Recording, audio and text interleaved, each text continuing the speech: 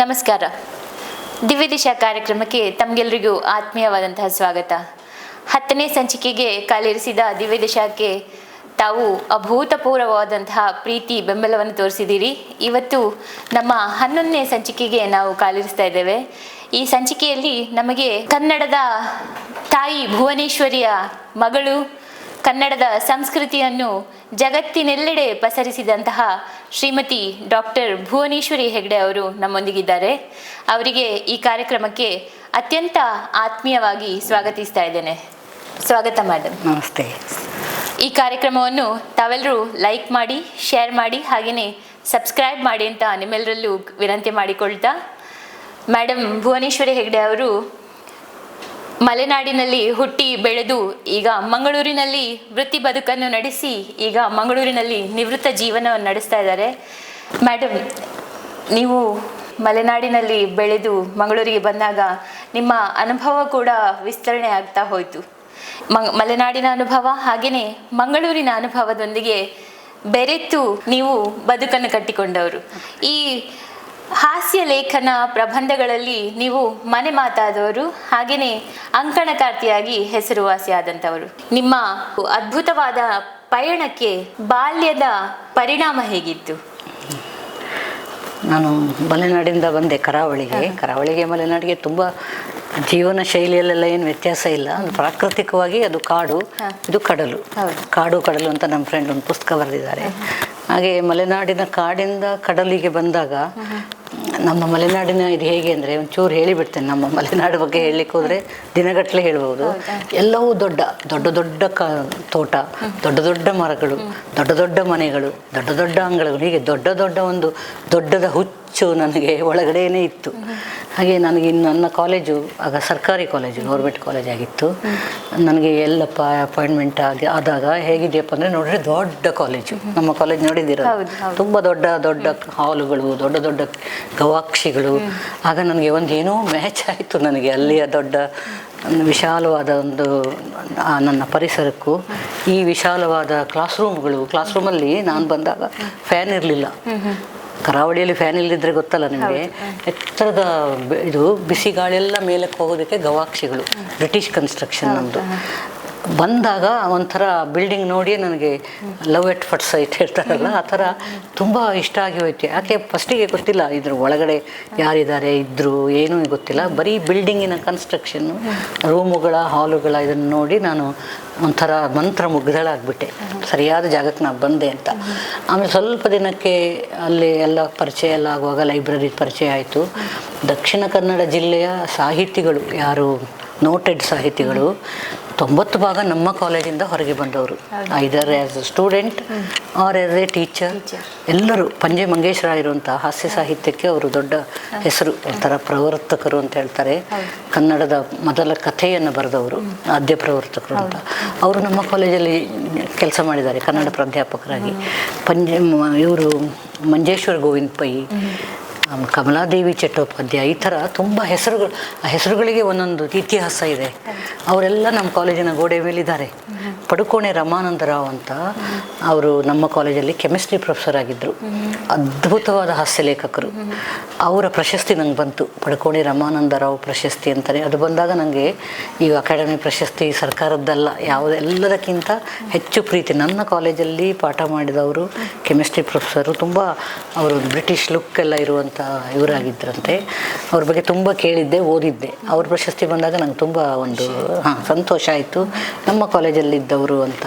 ಅವರದ್ದು ಹುಚ್ಚು ಬೆಳದಿಂಗಳಿನ ಹೂಬಾಣಗಳು ಅಂತ ಒಂದು ಪುಸ್ತಕ, ಒಂದೇ ಪುಸ್ತಕ. ಅದನ್ನು ಓದಿದವನು ಸಾಮಾನ್ಯ ಸಪ್ಪೆ ಮುಖ ಹಾಕೊಂಡು ಕೂತ್ಕೊಳ್ಳಿಕ್ಕೆ ಸಾಧ್ಯ ಇಲ್ಲ ಜೀವನದಲ್ಲಿ, ಅಷ್ಟು ಒಳ್ಳೆಯ ಇದನ್ನು ಬರೆದಿದ್ದಾರೆ. ಅವ್ರ ಹಾಸ್ಯ ಅದು ಮಂಗಳೂರಿಂದೇ ಎಲ್ಲ ತಗೊಂಡು ಬರೆದಂಥ ಇದು. ಹಾಗೆ ಹಾಸ್ಯ ಸಾಹಿತ್ಯಕ್ಕೆ ನಂಗೆ ಅಲ್ಲೇ ಒಲವು. ನಾನು ಓದುವಾಗ ಅರ್ಥಶಾಸ್ತ್ರ ನಾನು ಓದಿದ್ದು, ಅಲ್ಲೇ ಒಂದು ಒಲವು ಬೆಳೆಸ್ಕೊಂಡು ಬಂದಿದ್ದೆ ನಾನು ಹಾಸ್ಯ ಸಾಹಿತ್ಯದ ಬಗ್ಗೆ. ಈ ತುಂಬ ಸಲ ಏನು ಮಾಡ್ತಾರೆ ಅಂದರೆ, ಹಾಸ್ಯ ಅಂದ ಕೂಡಲೇ ಒಂದಿಷ್ಟು ಜೋಕ್ ಹೇಳಿಬಿಟ್ರೆ ಅದು ಹಾಸ್ಯ ಅಂತ. ಅದು ಅಲ್ಲ, ಹಾಸ್ಯ ಸಾಹಿತ್ಯವೇ ಬೇರೆ.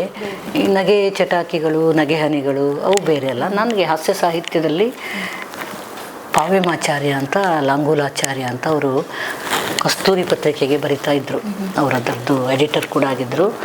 ಇದು ಪ್ರತಿನಿತ್ಯ ಈಗ ನಡೀತಾ ಇರ್ತಾವಲ್ಲ, ಈಗ ನಡೆದಾವು ಆವಾಗಲೂ ನಡೀತಾ ಇತ್ತು ಅಧ್ವಾನಗಳು, ಪ್ರಕರಣಗಳು, ಅದನ್ನೆಲ್ಲ ಇಟ್ಟುಕೊಂಡು ಒಂದು ಅರ್ಧ ಪೇಜು ಈ ಸಾಮಾನ್ಯ ಸುಧಾ ತರಂಗ ಪತ್ರಿಕೆ ಹಾಗೆ ಕರ್ಮವೀರ ಪತ್ರಿಕೆಯಲ್ಲಿ ಅವರದ್ದು ಬರ್ತಿತ್ತು.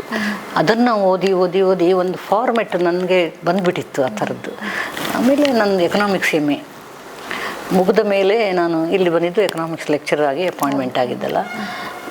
ಆಗ ಹಾಸ್ಯಕ್ಕೆ ನನಗೆ ಹೇಗೆ ನಂಟು ಬೆಳಿಬೋದು ಅಂತ ನನಗೆ ಅಲ್ಲಿಂದ ಬರುವಾಗ ಯಾವ ಯೋಚನೆ ಇಲ್ಲ. ಒಂದೆರಡು ಲೇಖನ ಬರೆದಿದ್ದೆ ಅಷ್ಟೇ.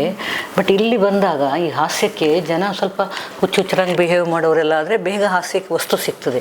ಇಲ್ಲಿ ನೋಡ್ತೇನೆ ಜನ ಎಲ್ಲ ಒಂದು ಗಂಭೀರವಾಗಿ ಸಿಟಿ ಬಸ್ಸಲ್ಲಿ ನೋಡ್ತಿರಲ್ಲ, ಅಗತ್ಯ ಇದ್ದರೆ ಮಾತು, ಇಲ್ಲ ಅಂದರೆ ಇಲ್ಲ. ಸಿನಿಮಾ ನಟ ಬಂದರೆ ಬಂದ್ಕೊಂಡು ಹೋಗಲಿ, ಭಾಷಣ ಚೆನ್ನಾಗಿ ಮಾಡಿದರೆ ಕೇಳ್ತಾರೆ. ಹುಚ್ಚು ಕಟ್ಟೋದು ಅಂತ ಒಂದು ವರ್ಡ್ ಇದೆಯಲ್ಲ ಇಲ್ಲಿ, ಅದಕ್ಕೆ ಆಮೇಲೆ ಇಲ್ಲಿ ಬಂದ ಮೇಲೆ ಕಲಿತೆ ನಾನು. ಹುಚ್ಚು ಕಟ್ಟುವ ಜನವೇ ಅಲ್ಲ ಇವರು, ಏನು ಹಾಸ್ಯ ಮಾಡೋದು ನಾನು ಅಂತ ನನಗೆ ಒಂದು ಸ್ವಲ್ಪ ವಕ್ರವಾಗಿ ನಡ್ಕೊಳ್ಳೋದು, ವಿಪರೀತವಾಗಿ ಹುಚ್ಚೆತ್ತಿ ಕುಣಿ ಆ ಥರದ್ದು ಕಾಣಲೇ ಇಲ್ಲ ದೃಶ್ಯ. ಎಲ್ಲ ಶಾಲೆ ಮಕ್ಕಳು ಹೇಗಿರಬೇಕು ಹಾಗಿರ್ತಾರೆ. ಸಿಟಿ ಬಸ್ಸಲ್ಲಿ ಪ್ರಯಾಣ ಅಗತ್ಯಕ್ಕೆ ಏನಾದರೂ ಇಲ್ಲಿ ನಮ್ಮ ಪರಿಸರದಲ್ಲಿ ನಾವು ಉಳ್ಕೊಂಡಲ್ಲೂ ಅಷ್ಟು ನೆರವು ಬೇಕು ಅಂತ ಕೇಳಿದ್ರೆ ಖಂಡಿತ ಬರ್ತಾರೆ. ಆದರೆ ದಿನ ಏನ್ರಿ ನಿಮ್ಮ ಮನೇಲಿ ಏನು ಮಾಡಿದ್ರಿ, ಊಟಕ್ಕೇನು ತಿಂಡಿ ಆ ಥರದ್ದು ಇದಿಲ್ಲವೇ ಇಲ್ಲ. ಮೂಗು ತೋರಿಸೋದು ಅಂತಾರಲ್ಲ ಅದೂ ಇಲ್ಲ. ಗಂಭೀರವಾಗಿದ್ದ ಜನರ ನಡುವೆಗಳಿಗೆ ಹೋಗಿ ಅವ್ರ ಜೊತೆಗೆ ಸಂಪರ್ಕ ಸಾಧಿಸು. ತುಳುವಿನಲ್ಲಿ ಅಗಾಧವಾದ ಹಾಸ್ಯ ಇದೆ, ಅದನ್ನು ನಿನ್ನ ಇದಕ್ಕೆ ಬಳಸ್ಕೊಳ್ಳಿಕ್ಕೆ ಸಾಧ್ಯ. ತುಳುವರಿಗೆ ಒಂದು ತುಂಬ ಗಾಢವಾದ ಹಾಸ್ಯ ಪ್ರಜ್ಞೆ ಇದೆ, ಅದು ಅಲ್ಲಿಯ ಲೋಕಲ್ ಇದರಲ್ಲಿ. ಅದನ್ನು ನೀನು ಅರ್ಥ ಮಾಡಿಕೊಂಡ್ರೆ ನಿನಗೆ ಆ ಮಿಡಿತ ಸಿಗ್ತದೆ, ನಾಡಿ ಮಿಡಿತ ಅಂತ ಅವರು ಹಾಕಿದರು. ನಾನು ಭಾಷಣ ಮಾಡ್ತಿದ್ದೆ, ಆಗಲೂ ಭಾಷಣ ಮಾಡ್ತಿದ್ದೆ. ಪ್ರೈಮರಿ ಸ್ಕೂಲ್ ಡೇಗೂ ಹೋದೆ, ರೋಟ್ರಿ ಅವ್ರ ಜೊತೆಗೂ ಹೋದೆ, ಲಯನ್ಸ್ನವರು, ಗ್ರಾಮ ಪಂಚಾಯಿತಿ ಎಲ್ಲಿ ಕರೆದ್ರೂ ಹೋದೆ. ನನ್ನ ಉದ್ದೇಶ ತುಳುನಾಡನ್ನು ಅರ್ಥ ಮಾಡ್ಕೋಬೇಕು ಅಂತ. ಹೌದು, ನನಗೆ 1-2 ವರ್ಷ ಅದೇ ಆಯಿತು ಭಾಷಣಗಳೇ. ಒಂದು ಭಾನುವಾರವೂ ನನಗೆ ಬಿಡುವಿಲ್ಲ, ಶನಿವಾರ ಭಾನುವಾರ ಹೋಗಿದ್ದೆ. ಆಮೇಲೆ ಗೊತ್ತಾಯಿತು ಈ ತುಳು ಭಾಷೆಯಲ್ಲಿ ಕನ್ನಡದಲ್ಲೂ ತುಳುವಿನ ಸೊಗಡಿದೆ ಇಲ್ಲಿ. ಹಾಗೆ ಕನ್ನಡಕ್ಕೂ ತುಳುವಿಗೂ ಮತ್ತು ಇಲ್ಲಿ ಇದೇ ಇಲ್ವಲ್ಲ, ವೈರತ್ವ ಇಲ್ಲ, ಕಾಂಪಿಟೇಷನ್ ಇಲ್ಲ. ಇಷ್ಟು ಚಂದದಲ್ಲಿ 2 ಭಾಷೆ, ಎರಡಲ್ಲ ಇಲ್ಲಿ ಭಾಷೆಗಳು 5-6 ಭಾಷೆ ಇಲ್ಲಿ. ನೀವು ಕೆಳಗೆ ಇಳಿದ್ರೆ ನಾವು ಮನೆಯಲ್ಲಿ ಮಾತಾಡೋದು ಹವ್ಯಕ ಕನ್ನಡ ಅಂತ. ಹವ್ಯಕ ಅದೊಂದು ಹಳೆಗನ್ನಡದ ಒಂದು ರೂಪ. ಈಗ ನಾನು ಅಂತ ಹೇಳೋದಿಲ್ಲ, ಆನು ಅಂತ ಹೇಳ್ತೇವೆ. ನೀವು ಎಲ್ಲರೂ ಕೇಳಿರ್ಬೋದು, ಇಲ್ಲಿದ್ದಾರೆ ತುಂಬ ಜನ ಆ ಥರ ಮಾತಾಡೋರು. ಆ ಭಾಷೆ ಇದು ಕನ್ನಡ ಆಯಿತು, ತುಳು ಆಯಿತು, ಹಿಂದಿಯವರು ಇದ್ದಾರೆ, ಕೆಳಗಡೆ ಹೋದರೆ ಮಲಯಾಳಂ, ಎಲ್ಲ ಭಾಷೆಯವರು. ಭಾಷೆ ಲೆಕ್ಕದಲ್ಲಿ ಜಗಳ ಆಗಿದ್ದಿಲ್ಲ, ನಾನು ನೋಡೇ ಇಲ್ಲ ಇಲ್ಲಿ ಭಾಷೆಯ ಲೆಕ್ಕದಲ್ಲಿ ಜಗಳ ಆಯಿತು ಅಂತ ಇಲ್ಲ. ಅಷ್ಟು ಸೌಹಾರ್ದಿತವಾಗಿ ಭಾಷೆ ಬೆರೆತುಕೊಂಡಿರೋದ್ರಿಂದ ನನಗೆ ತುಳುವಿನ ಬಗ್ಗೆ ತುಂಬ ಗೌರವ ಬಂತು, ಪ್ರೀತಿ ಉಂಟಾಯಿತು. ಮಲೆನಾಡಿನಲ್ಲಿ ನೀವು ಕನ್ನಡ ಮಾತ್ರ ಜಾಸ್ತಿ, ಎಲ್ಲರೂ ಕನ್ನಡ, ಅದರಲ್ಲಿ ಹವ್ಯಕ ಕನ್ನಡ ಜಾಸ್ತಿ ಇರಬಹುದು ಅಷ್ಟೇ. ಕೊಂಕಣಿಗಳಿದ್ದಾರೆ, ಕೊಂಕಣಿ ಇದ್ದಾರೆ ನಮ್ಮ ಸುತ್ತಮುತ್ತ ಇರುವ ಊರಲ್ಲಿ ಕೊಂಕಣಿಗಳಿದ್ದಾರೆ. ಬಟ್ ಕನ್ನಡಕ್ಕೆ ಕೊಂಕಣಿಗೆ ಅದು ಏನೋ ಆ ಥರ ಭಾಷಾ ಇದನ್ನು ನೋಡೇ ಇರಲಿಲ್ಲ ನಾನು ಬೆಂಗಳೂರಿಗೆ ಒಂದು ಸ್ವಲ್ಪ ಹೋದೆ, ಆಗಲೇ ಗೊತ್ತಾಯಿತು ನನಗೆ ಭಾಷೆ ನಡುವೆನೂ ಜಗಳ ಆಗೋದಕ್ಕೆ ಸಾಧ್ಯ ಇದೆ ಅಂತ. ಯಾವ ಊರು ಇಷ್ಟ ಆಯಿತು ನಿಮಗೆ? ಮಲೆನಾಡು ಇಷ್ಟ ಆಯ್ತಾ, ನಮ್ಮ ಮಂಗಳೂರು ಇಷ್ಟ ಆಯ್ತಾ? ಇಲ್ಲಾಂದ್ರೆ ನಾನು ರಿಟೈರ್ ಆದಮೇಲೆ ಇಲ್ಲಿ ಇರಬೇಕು ಅಂತ ಏನು ಇರಲಿಲ್ಲ ನನಗೆ. ಇದು ನನ್ನ ಊರು ಅಂತ ನನಗೊಂದು ಅನ್ನ ಕೊಟ್ಟ ಊರು ಅನ್ನೋ ಋಣ, ನನಗೊಂದು ಐಡೆಂಟಿಟಿ, ನನ್ನ ದೊಡ್ಡ ಸಂಖ್ಯೆಯ ವಿದ್ಯಾರ್ಥಿಗಳು, ಕಾರಣ ತುಂಬ ಇದೆ. ನಂಗೆ ಇದೇ ಊರೇ ಬೇಕು ಅಂತ ನಾನು ಉಳ್ಕೊಂಡ್ಬಿಟ್ಟೆ ಇಲ್ಲೇ, ಮತ್ತೆ ಹೋಗಲಿಲ್ಲ. ಹೋದಾಗ ಬೆಂಗಳೂರಿನ ಇದು ಬೇರೆ, ಊರಿಗೆ ಹೋದರೆ ಊರಿನ ಮೋಹ ಸೆಳೆತ ಅದು ತಪ್ಪಿಸ್ಲಿಕ್ಕಾಗುತ್ತೆ. ಸೆಳೆತ ಅದು ಇದ್ದೇ ಇರ್ತದೆ. ನಾನು ಈಗಲೂ ಹೋಗ್ತಾ ಇರ್ತೇನೆ, ಅದು ಬೇರೆ. ಅದರಲ್ಲಿ ತಣ್ಣಗಿರುವ ಬದುಕು. ನಮ್ಮ ಉತ್ತರ ಕನ್ನಡ ನೋಡಿದ್ರೆ ತಂಪು, ಜನ ಕೂಡ ತಲೆ ಬಿಸಿ ಜಾಸ್ತಿ. ಅಂದರೆ ಒಂದು ನಾನು ಇಲ್ಲಿಯ ನಿಮ್ಮ ಮಂಗಳೂರು ಸಿಟಿ ಬಸ್ ಮೇಲೆ ತುಂಬ ಲೇಖನ ಬರೆದಿದ್ದೀನಿ ತಮಾಷೆಲಿ. ಪುಣೆ ಯಾರನ್ನೂ ಎದುರು ಹಾಕ್ಕೊಂಡಿಲ್ಲ, ಅವ್ರಿಗೆ ಗೊತ್ತಾಗಿದೆ ಆ ಉದ್ದೇಶ ಏನು ಇದ್ರದ್ದು ಅಂತ. ಅವರ ಸ್ಪೀಡ್ ಇದೆಯಲ್ಲ, ಮತ್ತು 2 ಕಂಡಕ್ಟರ್ಗಳು, ದುಂಪೋಲೆ ಪಿರಪೋಲೆ ಅಂತ 2 ಜನ. ಒಬ್ಬ ಮುಂದೆ ಹೋಗಿ ಇರ್ತಾನೆ, ಒಬ್ಬ ಹಿಂದಕ್ಕೆ ಹೋಗಿರ್ತಾನೆ. ನಾನು ಫಸ್ಟಿಗೆ ಬಂದಾಗ ಬರೆದಿದ್ದೇನೆ, ಏಕಕಾಲಕ್ಕೆ ಮುಂದಕ್ಕೂ ಹೋಗುವ ಹಿಂದಕ್ಕೂ ಹೋಗಿರಿ ಎನ್ನುವ ಏಕೈಕ ಬಸ್ಸಿನ ಇದು ಹೇಳಿ. ಅದರ ಬಗ್ಗೆ ನಾನು ಎಕನಾಮಿಕ್ಸ್ ಮೇಡಮ್ ಅಲ್ಲ, ಅರ್ಥಶಾಸ್ತ್ರ, ತುಂಬ ಮೆಚ್ಚುಗೆ ಜನಗೆ. ತಮಾಷೆಗೆ ನಾನು ಬಸ್ಸಿನ ಬಗ್ಗೆ ಈಗಲೂ ಭಾಷಣ ಮಾಡ್ತೇನೆ, ತಮಾಷೆ ಮಾಡ್ತೇನೆ. ಆದರೆ ಒಂದು ಪ್ರದೇಶ ಆರ್ಥಿಕವಾಗಿ ಬೇಗ ಬೆಳಿಬೇಕು ಅಂತಾದರೆ, ಪ್ರಗತಿ ಹೊಂದಬೇಕು ಅಂತಾದರೆ ಅಲ್ಲಿಯ ಟ್ರಾನ್ಸ್ಪೋರ್ಟ್ ಇಂಪಾರ್ಟೆಂಟ್. ಅದು ಮನುಷ್ಯರದೊಂದೇ ಅಲ್ಲ, ಎಲ್ಲ ರೀತಿಯ ಎಲ್ಲವೂ ಇದೆ ಇಲ್ಲಿ. ರೈಲ್ವೆ ಸ್ಟೇಷನ್ ನಮ್ಮ ಕಾಲೇಜಿನ ಹಿಂದ್ಗಡೆ ಇದೆ, ಏರ್ಪೋರ್ಟ್ ಇದೆ, ಶಿಪ್ಪಲ್ಲಿ ಇದೆ. ಎಲ್ಲ ಟ್ರಾನ್ಸ್ಪೋರ್ಟು ಮುಖ್ಯ ಒಂದು ಬೆಳವಣಿಗೆಗೆ. ಅದು ಮಂಗಳೂರಲ್ಲಿದೆ. ಹಾಗೆ ಯಾವಾಗಲೂ ಒಂದು ಜೀವ ಚೈತನ್ಯ ಅಂತ ಹೇಳಲ್ಲ, ಒಂಥರ ತಣ್ಣಗಿರುವ ಊರಲ್ಲ ಇದು. ಒಂದು ಒಳಗಿಂದ ಏನೋ ಅದಿದೆಯಲ್ಲ, ಅದು ನನ್ನ ಮನಸ್ಥಿತಿಗೂ ಅದು ನನಗೂ ಆ ತಣ್ಣಗೆ ಜೋಭದ್ರ ಅಂತೀವಿ ನಾವು. ತುಳುವಲ್ಲಿ ಇನ್ನೂ ಚಂದ ಸಪ್ಪಳ ಇರ್ಬೋದು ಶಬ್ದ. ಸುಮ್ಮನೆ ಕುತ್ಕೊಂಡಿರ್ತಾರಲ್ಲ ಅವರನ್ನು ಕಂಡ್ರೆ ನಂಗೆ ಅಷ್ಟು ಇಷ್ಟ ಅಲ್ಲ ಅಂತ.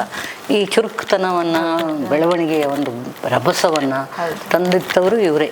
ಅವ್ರನ್ನ ನಾನು ತಮಾಷೆ ಮಾಡ್ತೇನೆ, ಬಸ್ಸಿನವರನ್ನು, ಆಟೋದವ್ರನ್ನ, ಎಲ್ಲರನ್ನು ತಮಾಷೆ ಮಾಡ್ತಾ ಇಡೀ ಮಂಗಳೂರಿನ ಈ ಬದುಕನ್ನು ಹಾಸ್ಯದ ಕಣ್ಣಿಂದ ನೋಡೋಕ್ಕೆ ಶುರು ಮಾಡಿದೆ ನಾನು. ನನ್ನ ಗುರು ಅದನ್ನೇ ಹೇಳಿದ್ರು, ನಿನ್ನ 3ನೇ ಕಣ್ಣನ್ನು ತೆಗಿ, ನೀನು ಹಾಸ್ಯದ ಕಣ್ಣು ನಿನಗೆ ತೆರ್ಕೊಂಡಾಗ ಅಲ್ಲಿದೆಲ್ಲವೂ ಗೊತ್ತಾಗುತ್ತದೆ ಅಂತ. ಹಾಗೆ ನಾನು ಈ ತುಳುವರ ಹಾಸ್ಯ ಪ್ರಜ್ಞೆಗೆ ಮಾರು ಹೋದೆ ಅಂತಾರಲ್ಲ, ಖಂಡಿತ ಅದು ಒಂಥರ. ನೀವು ಯೂನಿವರ್ಸಿಟಿ ಕಾಲೇಜಲ್ಲಿ ಕಲಿಸ್ತಾ ಇರುವಾಗ ಪಂಜೆ ಮಂಗೇಶ್ ರಾಯರು ಕೂಡ ಅಲ್ಲಿ ಟೀಚ್ ಶಿಕ್ಷಕರಾಗಿದ್ರು. ಕಮಲಾದೇವಿ ಚಟ್ಟೋಪಾಧ್ಯಾಯರು ಶಿಕ್ಷಕರಾಗಿದ್ರು.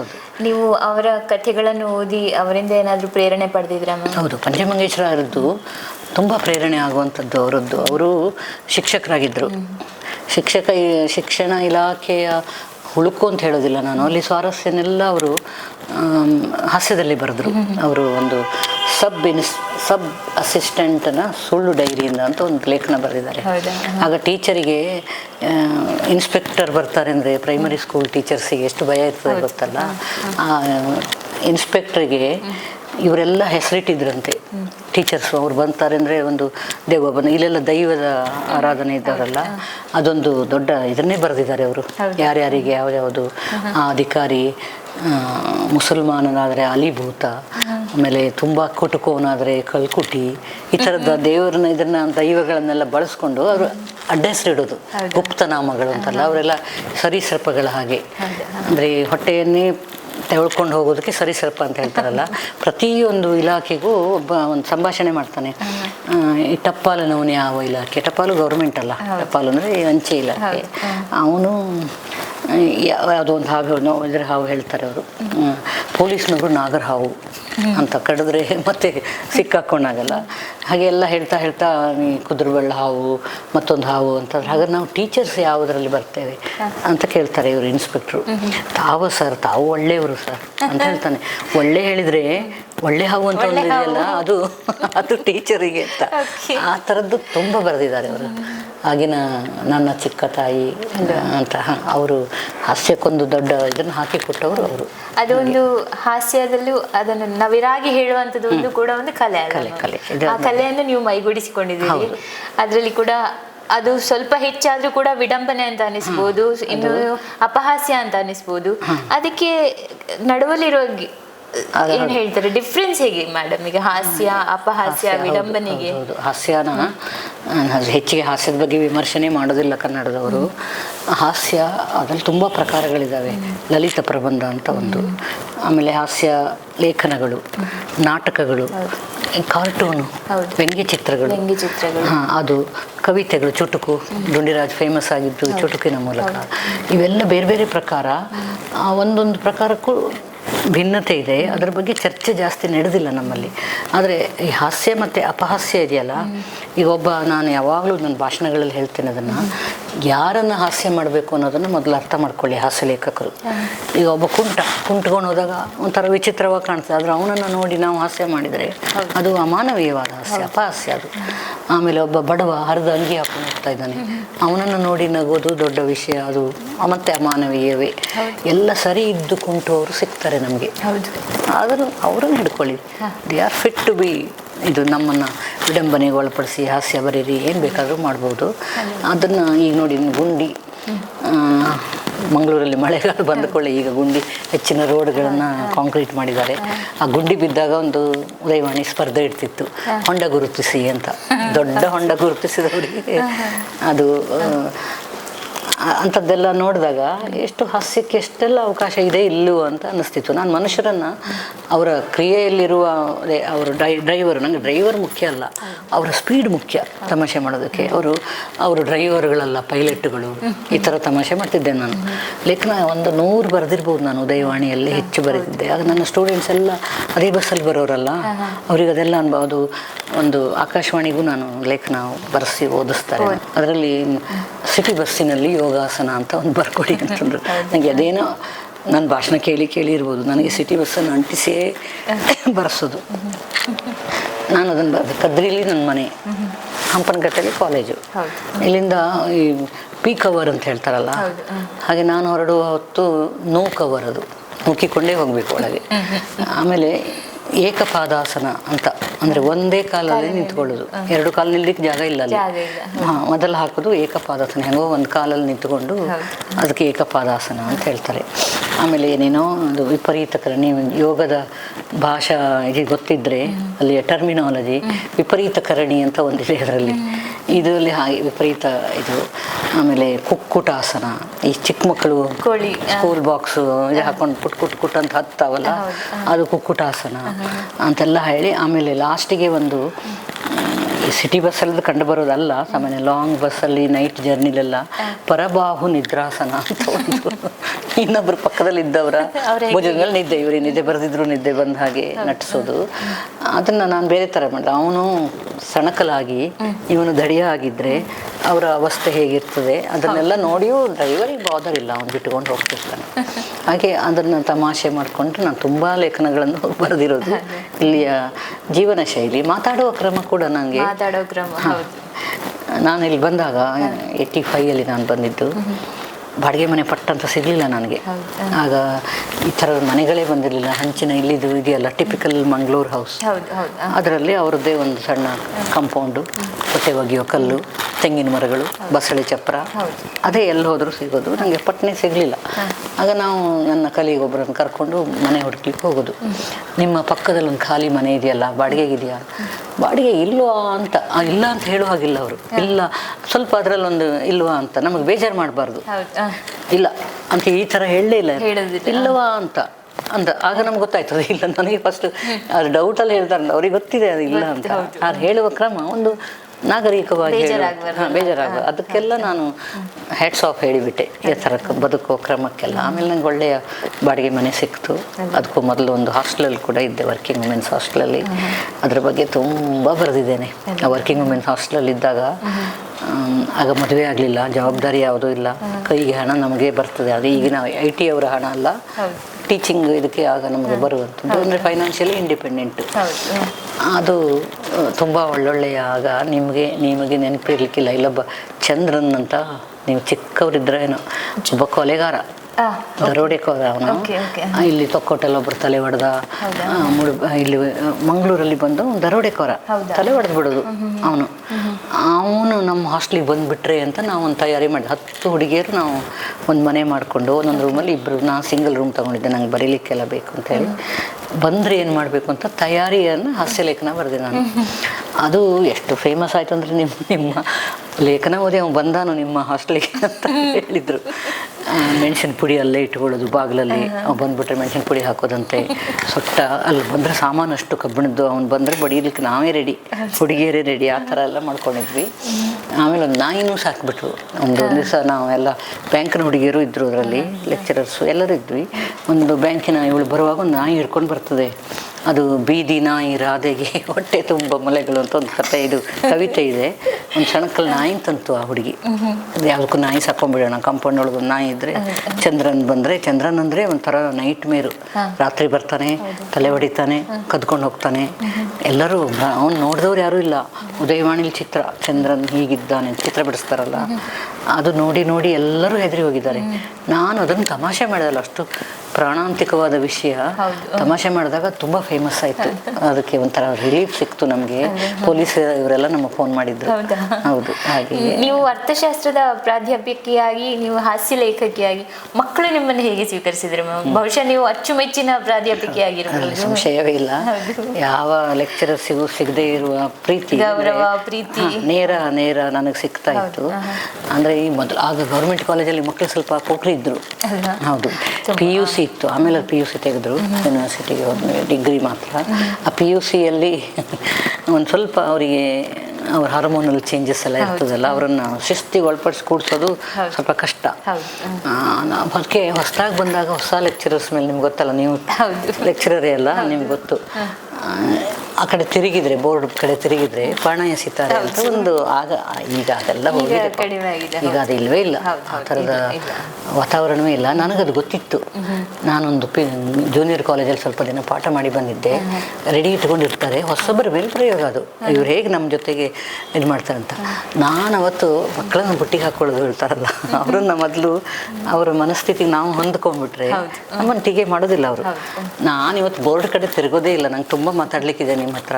ನನ್ನ ಕತೆ ಎಲ್ಲ ಹೇಳಿದೆ, ಬಾಲ್ಯದ್ದು, ನನ್ನ ಮಲೆನಾಡಿನ ಕತೆ, ಅವರದ್ದು ಎಲ್ಲ ಕೇಳ್ತಾ ಬಂದಾಗ ಅವರಿಗೆ ಲೆಕ್ಚರರ್ ಅನಿಸ್ಲೇ ಇಲ್ಲ. ಯಾರೋ ಫ್ರೆಂಡ್ ಬಂದು ನಿಂತ್ಕೊಂಡು ಮಾತಾಡ್ಸ್ತಿದ್ದಾರೆ, ತಿರುಗಿದ್ರಲ್ಲ ಅವ್ರು ಬಾಣ ಬಿಡೋದು. ಬೋರ್ಡ್ ಕಡೆ ಹೋಗಲಿ, ನಾನಿವತ್ತು ಪಾಠ ಮಾಡೋದೇ ಇಲ್ಲ, ನಿಮ್ಮನ್ನು ಅರ್ಥ ಮಾಡ್ಕೋಬೇಕು ನನಗೆ ಅಂತ. ಅದು ಆಮೇಲೆ ಅದು ಎಷ್ಟು ಆಯಿತು ಅಂದರೆ, ಅವರು ಆಮೇಲೆ ಏನಾದರೂ ಚೂರ್ಪಾರು ಇದಾದರೆ ನಮ್ಮ ಮೇಡಮ್ ಅವರು ಅಂತ ಇದಕ್ಕೆ ಬರೋಷ್ಟು ಅಷ್ಟು ಪ್ರೀತಿ ಇಡೀ ವಿದ್ಯಾರ್ಥಿ ಸಂಕುಲವೇ ನಂಗೆ ಕೊಟ್ಟಿದೆ. ಅದಕ್ಕೆ ನಾನು ಒಂದು ಬುಕ್ಕನ್ನು ನನ್ನ ಪ್ರೀತಿಯ ವಿದ್ಯಾರ್ಥಿಗಳಿಗೆ ಅಂತ ಅರ್ಪಿಸಿದ್ದೇನೆ ನಾನು. ನೀವು ಮೊದಲನೇದಾಗಿ ಬರೆದ ಬುಕ್ಕು ಮುಗುಳು ಅಂತ 1986ರಲ್ಲಿ. ಆಮೇಲೆ ಬೆಟ್ಟ ಭಾಗೀರಥಿ, ವಲ್ಲಲ ಪ್ರತಾಪ, ಮೃಗಯ ವಿನೋದ, ಎಂಥದೋ ಮಾರಾಯರೆ, ನಕ್ಕು ಹಗುರಾಗಿ, ಇವೆಲ್ಲ ಬುಕ್ಗಳನ್ನು ಬರೆಯುವಾಗ ನಿಮ್ಮದು ಬೇರೆ ಬೇರೆ ಕಾಲಘಟ್ಟದಲ್ಲಿ ಬರೆದಂಥದ್ದು. ಆಗ ನಿಮ್ಮ ಮನೋಧರ್ಮ ಕೂಡ ಬೇರೆ ಬೇರೆ ಆಗಿತ್ತ ಮೇಡಮ್? ಹೀಗೆ 1986ರಲ್ಲಿ ಬರೆದದ್ದು 2008ರವರೆಗೂ ಕೂಡ ನೀವು ಪ್ರಬಂಧಗಳನ್ನು, ಲೇಖನಗಳನ್ನು ಬರಿತಾ ಇದ್ರಿ. ಈಗ ಅದು ಸೈಕಲಾಜಿಕಲಿ ಆಲ್ಸೋ ಒಂದು 5 ವರ್ಷಕ್ಕೆ ನಮ್ಮ ಥಿಂಕಿಂಗ್ ಪ್ಯಾಟರ್ನ್ ಬದಲಾಗ್ತದೆ. ಈಗ ನಾವು ಸ್ಟೂಡೆಂಟ್ ಇದ್ದಾಗ ಯೋಚನೆ ಮಾಡಿದ ಹಾಗೆ ನಾವು ಎಂಪ್ಲಾಯ್ಮೆಂಟಿಗೆ ಬಂದ ಮೇಲೆ ಮಾಡೋದಿಲ್ಲ. ಅದೇ ನಾನು ಮಾಡ್ತಾ ಇದ್ನ, ಹಂಗೆ ಯೋಚನೆ ಮಾಡ್ತಾ ಇದ್ನ ಅಂತ ನಮಗೆ ನಮ್ಮ ಬಗ್ಗೆ ಒಂದು ಇದು. ಹಾಗೆ ನನ್ನದು ಮೊದಲನೇ 3 ಪುಸ್ತಕಗಳಲ್ಲಿ ನಾನು ಓದಿದ್ದು ಧಾರವಾಡದಲ್ಲಿ. ಧಾರವಾಡದ ಭಾಷೆ, ಅಲ್ಲಿಯ ಜೀವನ ಶೈಲಿ, ಅಲ್ಲಿಯ ಜನರು ಕಾಂಪ್ಲೆಕ್ಸ್ ರಹಿತರವರು, ಕಾಂಪ್ಲೆಕ್ಸ್ ಇಲ್ಲ, ಏನು ಬೇಕಾದರೂ ಓಪನ್ ಆಗಿ ಮಾತಾಡ್ತಾರೆ. ಅದನ್ನೇ ಬರೀತಿದ್ದೆ. ನನ್ನ ಹಾಸ್ಟೆಲ್ ಲೈಫು, ಫ್ರೆಂಡ್ಸು, ಕ್ಲಾಸ್ ರೂಮಿನ ಇದು. ಮತ್ತು 3 ಬುಕ್ ಆಗುವಾಗ ನನಗೆ ನನ್ನ ಇಲ್ಲಿ ಸೆಟ್ಲ್ ಆದೆ. ಮತ್ತು ನನಗೊಂದು ಜವಾಬ್ದಾರಿಯ ಸ್ಥಾನ ಬಂತು. ಆಗ ನಾನು ಸ್ಟೂಡೆಂಟ್ ಆಗಿದ್ದೆ. ಆಗ ನನ್ನ ಥಿಂಕಿಂಗು ಬದಲಾಯಿತು. ನೀವು ಹೇಳಿದ್ದು ಕರೆಕ್ಟ್ ಅದು, ಹೌದೌದು. ನಾವು ಒಂದು ವಸ್ತುವನ್ನು ನೋಡೋ ರೀತಿ ಕೂಡ ಬದಲಾಗ್ತದೆ. ಆಮೇಲೆ ಸ್ವಲ್ಪ ಗಂಭೀರ ಸಂಗತಿಗಳನ್ನು ನಾನು ಬರೆಯೋದಕ್ಕೆ ಶುರು ಮಾಡಿದೆ. ಅಂದರೆ ಇದು ದಾಟಿ ಹಾಸ್ಯವೇ, ಬಟ್ ಅಲ್ಲಿ ಹುಡುಗಾಟಿಗೆಯ ವಸ್ತುಗಳು. ಈಗ ಸ್ವಲ್ಪ ಗಂಭೀರವಾಗಿ ಬರೆಯೋದಕ್ಕೆ ಶುರು ಮಾಡಿಕೊಂಡೆ. ಯಾಕಂದರೆ ನಾನು ಅಲ್ಲಿ ಹಾಸ್ಟೆಲಲ್ಲಿದ್ದಾಗ ಏಕಾಂತ ಸುಖ ಅಂತ ಒಂದು ಲೇಖನ ಬರೆದೆ. ಫಸ್ಟ್ ಲೇಖನ ಅದು ನಂದು ತುಷಾರದಲ್ಲಿ ಪ್ರಕಟ ಆಯಿತು. ಅದು ಆಗ ಈಶ್ವರಯ್ಯ ಅವರು ಎಡಿಟರ್ ಆಗಿದ್ದರು. ಅದೇನೆಂದರೆ, ಈ ಹಾಸ್ಟೆಲಲ್ಲಿ ನೀವು ನೋಡ್ತಿರಲ್ಲ, ಒಬ್ಬರೇ ಇರಲಿಕ್ಕೆ ಬಿಡೋದಿಲ್ಲ ಹುಡುಗಿಯರ ಗದ್ದಲ, ಎಷ್ಟೊತ್ತಿಗೂ ಜನ ಇರ್ತಾರೆ, ಒಟ್ಟಿಗೆ ಊಟಕ್ಕೆ ಹೋಗಬೇಕು, ಇದು ಹಾಗೆ ಒಬ್ಬರೇ ಇದ್ದೇನಾದ್ರು ಮಾಡೋಣ, ಥಿಂಕ್ ಮಾಡಿ ಬರೆಯೋಣ ಅಂದರೆ ಸಿಗೋದಿಲ್ಲ ಅವಕಾಶ. ಅದಕ್ಕೆ ಏಕಾಂತ ಸುಖ ಅಂತ ಬರೆದಿದ್ದೆ ನಾನು. ಅಕಸ್ಮಾತ್ ನಿಮಗೆ ಒಬ್ಬರೇ ಇರುವ ಅವಕಾಶ ಸಿಕ್ಕರೆ ಏನು ಮಾಡ್ತೀರಿ ನೀವು? ತಮಾಷೆ ಮಾಡಿ, ನಾನು ಲತಾ ಮಂಗೇಶ್ಕರ್ ಅಂತ ತಿಳ್ಕೊಂಡು ಹಾಡ್ಬೋದು, ನಾನು ಅಮಿತಾಬ್ ಬಚ್ಚನ್ ಅಂತ ತಿಳ್ಕೊಂಡು ಡ್ಯಾನ್ಸ್ ಮಾಡ್ಬೋದು. ಯಾರೂ ಇಲ್ಲ ರೂಮಲ್ಲಿ. ರೂಮ್ಮೇಟ್ ಊರಿಗೆ ಹೋದಾಗ ನಮಗೆ ಸಿಗುವ ಏಕಾಂತ ನಾವು ಹೇಗೆ ಎಂಜಾಯ್ ಮಾಡ್ತೇವೆ ಅಂತ ಹುಡುಗಾಟಿಗೆ ದಾಟಿಲಿ ಬರೆದಿದ್ದು. ಅದಲ್ಲಿಗೆ ಅದಕ್ಕೆ ಒಳ್ಳೆಯ ಇದು ಬಂತು, ರೆಸ್ಪಾನ್ಸ್ ಎಲ್ಲ ಬಂತು. ತಮಾಷೆ ಕೆಲವರಿಗೆ. ಒಂದು ಗಂಭೀರ ಘಟನೆ, ಉಡುಪಿಯ ಒಂದು ಹುಡುಗಿನ ಇದಕ್ಕೆ ಬಾಂಬೆಯಲ್ಲಿ ಒಬ್ಬ ಹುಡುಗನಿಗೆ ಮದುವೆ ಮಾಡಿ ಕೊಟ್ಟರು. ಚೆನ್ನಾಗಿದ್ದವಳು, ಒಂಥರ ಸ್ಫುರದ್ರೂಪಿ ಯುವತಿ. ಅವ್ರ ಮನೆಗೆ ತುಷಾರ ಬರ್ತಿತ್ತಂತೆ. ಆ ಗಂಡನಿಗೆ ಎಂಥದ್ದು ಅಂದರೆ, ತುಂಬ ಚೆನ್ನಾಗಿದ್ದಾಳೆ ಇವಳು, ಆಮೇಲೆ ಯಾರಾದರೂ ಅದೇ ನಾರ್ಮಲ್ ಇರ್ತದಲ್ಲ, ಯಾರಾದರೂ ಇವಳ ಮೇಲೆ ಕಣ್ಣು ಹಾಕಿದರೆ ಅದಕ್ಕೆ ಹೋಗುವಾಗ ಫ್ಲ್ಯಾಟಲ್ಲಿ ಲಾಕ್ ಮಾಡಿ ಹೋಗೋದಂತೆ. ಅವಳು ಒಳಗೆ ಇರ್ತಾಳೆ. ಇದ್ದು ಅವಳಿಗೆ ಒಂಥರ ಹುಚ್ಚು ತಲೆಯಲ್ಲಿ, ಒಬ್ಬರೇ ಇರುವುದು ಶಿಕ್ಷೆ ಅದು. ಏನು ಮಾಡೋದು ಅಂತ ಹೀಗೆ ಯೋಚನೆ ಮಾಡಿದಾಗ ತುಷಾರ ಬಂತಂತೆ. ಏಕಾಂತ ಸುಖ, ಅವಳಿಗೆ ಸಿಕ್ಕಿರೋದು ಏಕಾಂತ ಶಿಕ್ಷೆ ಅದು ಆ್ಯಕ್ಚುಲಿ. ಇದನ್ನು ಸುಖ ಮಾಡ್ಕೊಳ್ಳೋದು ಹೇಗೆ ಅಂತ ನಾನು ಅದನ್ನು ಬರೆದಿದ್ದೆ ಅದರಲ್ಲಿ. ಶಿಕ್ಷೆ ಅಂದ್ಕೊಂಡ್ರೆ ಶಿಕ್ಷೆ ಆಗುತ್ತೆ, ಅದು ಅದನ್ನು ಸುಖ ಅಂತ ಅಂದ್ಕೊಂಡ್ರೆ ನಾವೇ ಮಾಡ್ಕೊಳ್ಬೋದು ಅಂತ. ಅದನ್ನು ನೋಡಿ ನೋಡಿ ಹೌದಲ್ಲ, ಇವಳು ಒಬ್ಬಳೇ ಇದ್ದಾಗ ಅಳ್ತಿದ್ದೆ ನಾನು ಯಾಕೆ ನನ್ನದೇ ಆದ ಒಂದು ಲೋಕ ಸಣ್ಣದು, ನಮ್ಮದೇ ಅದು ಇವರು ರಾಜರತ್ನಂ ಹೇಳಿರೋದು, ನಮ್ಮದೇ ಲೋಕ ಹುಟ್ಟಿಸ್ಕೋಬೇಕು, ಈ ಲೋಕನೇ ಮರ್ತು ಅಂತ. ಈ ಲೋಕ ಇರ್ತದೆ ಹೀಗೆ, ಅದು ಎಲ್ಲರೂ ಅದ್ರಲ್ಲಿ ಕ್ರೂರಿಗಳಿರ್ತಾರೆ, ಅಸೂಯವರು ಇರ್ತಾರೆ, ಈಗ ದರ್ಪ ತೋರಿಸೋ ಗಂಡ ಇರ್ತಾನೆ, ಅತ್ತೆ. ನಮ್ಮದೇ ಲೋಕ, ಒಳಗಿನ ಲೋಕ ಇದೆಯಲ್ಲ ನಮ್ಮದೇ ಲೋಕ, ನಮ್ಮದೇ ಲೋಕ ಹುಟ್ಟಿಸ್ಕೋಬೇಕು, ಈ ಲೋಕನೇ ಮರ್ತು ಅಂತ ಬರೆದಿದ್ದೆ ನಾನು. ಅವಳಿಗೆ ನೋಡಿ ಚೇಂಜ್ ಆಯ್ತಂತೆ ಅವಳಿಗೆ ಮನಸ್ಸು. ಕಿಟಕಿ ಓಪನ್ ಇರ್ತಿತ್ತಂತೆ, ಕಿಟಕಿಲಿ ಏನು ತೊಂದರೆ ಇಲ್ಲ. ಆಮೇಲೆ ಅವಳು ಆಗ ಆಚಾರ್ಯ ಪಾಠಶಾಲೆ ಅಂತ ಚಿತ್ರ ಬಿಡಿಸುವ ಒಂದು ಕೋರ್ಸ್ ಇತ್ತು, ಈಗಲೂ ಇರ್ಬೋದು, ಆರ್ಟ್ ಇದನ್ನು ಕಲಿಸ್ ಅವನ ಮೂಲಕ ಇದು ಮಾಡಿದ್ಲಂತೆ. ಅವಳು ಆರ್ಟ್ ಕಲಿಯೋ ಕೋರ್ಸ್ ಸೇರಿಕೊಂಡು ಎಲ್ಲ ಪೋಸ್ಟ್ಮ್ಯಾನಿಗೆ ಇದು ಮಾಡಿ ಅವಳು ಅದರಲ್ಲಿ ಡಿಗ್ರಿ ಥರನೋ ಏನೋ ಒಂದು ಮಾಡಿಕೊಂಡು ಒಂದು ಜೀವನಕ್ಕೊಂದು ಅರ್ಥ ಸಿಕ್ತು ಅವಳಿಗೆ. ಅವನು ಪ್ರತಿದಿನ ಗಂಡ ಬರುವಾಗ ಕಣ್ಣೆಲ್ಲ ಊದ್ಕೊಂಡು ಹತ್ತು ಹಾಗಿರ್ತಿದ್ಲು. ಈಗ ಹಗೂರು ಅವ್ನು ಬರುವಾಗ ಅಷ್ಟೆಲ್ಲ ಏನು ಇದಿಲ್ಲ, ನೆಗಾಡ್ಕೊಂಡು ಏನು ನೀನು ಅಷ್ಟು ಖುಷಿಯಲ್ಲಿದ್ದಿ ಅಂತ ಕೇಳ್ತಿದ್ದಂತ. ಅದು ನಂಗೆ ಗೊತ್ತಾಯ್ತು, ಈಗ ಖುಷಿನ ನಾವೇ ಹುಟ್ಟಿಸ್ಕೊಳ್ಬೇಕು, ಬೇರೆಯವರಿಂದ ಅಪೇಕ್ಷೆ ಪಡಬಾರ್ದು ಅಂತ ನಂಗೆ ಗೊತ್ತಾಯ್ತು ಅಂತ. ನನಗೆ ಇಷ್ಟು ಉದ್ದ ಲೆಟ್ರು ಈಗಲೂ ಇಟ್ಕೊಂಡಿದ್ದೀನಿ ನಾನು ಅದನ್ನು. ನನಗೆ ಯಾವ ಪ್ರಶಸ್ತಿನೂ ಅಲ್ಲ, ನಾನು ಇನ್ನೂ ಒಂದು ವರ್ಷ ಅದೇ ಥರ ಸ್ವಲ್ಪ ದಿನ ಇದ್ದಿದ್ರೆ ನಾನು ಜೀವ ತೆಕ್ಕೊಳ್ತಿದ್ದೆ. ನಿಮ್ಮ ಏಕಾಂತ ಸುಖ ಲೇಖನ ನನ್ನನ್ನು ಬದುಕಿಸಿದೆ ಅಂತ. ನನಗದು ಬರೆದವರಿಗೆ ಅದು ಗೊತ್ತು, ಆ ಖುಷಿ ಎಲ್ಲಿ ಹೋಗಿ ತಲುಪ್ತದೆ ಅಂತ ಗೊತ್ತಿರೋದಿಲ್ಲ ನಮಗೆ. ಒಬ್ಬರು ಓದಿದ್ದಾರೆ, ಅದು ಇಂಥ ಕೆಲಸ ಮಾಡಿದೆ ಅಂತ, ಇದೆಲ್ಲ ದೊಡ್ಡ ಒಂದು ಸಾರ್ಥಕತೆ. ಹಾಗೆ ಹೌದು, ನಮ್ಮ ಕೃತಿ ಇನ್ನೊಬ್ಬರ ಜೀವನವನ್ನು ಬದಲಾಯಿಸಿದೆ ಅಂತ ಹೇಳಿದ್ರೆ ಅದಕ್ಕಿಂತ ದೊಡ್ಡದೇನಿದೆ ಅಲ್ಲ. ಅದೇ. ಹಾಗೆ ನಿಮಗೆ ಅಚ್ಚುಮೆಚ್ಚು ಇಷ್ಟವಾದಂತಹ ನೀವು ಬರೆದ ಬರವಣಿಗೆ ಯಾವುದು? ಅಂದರೆ ಪುಸ್ತಕ ಇದೇ ಈ ಲೇಖನ ಇದೆಯಲ್ಲ, ಇದು ಮುಂದೆ ನಾನು ಮತ್ತೆ ಹೇಳಲಿಕ್ಕಿತ್ತು.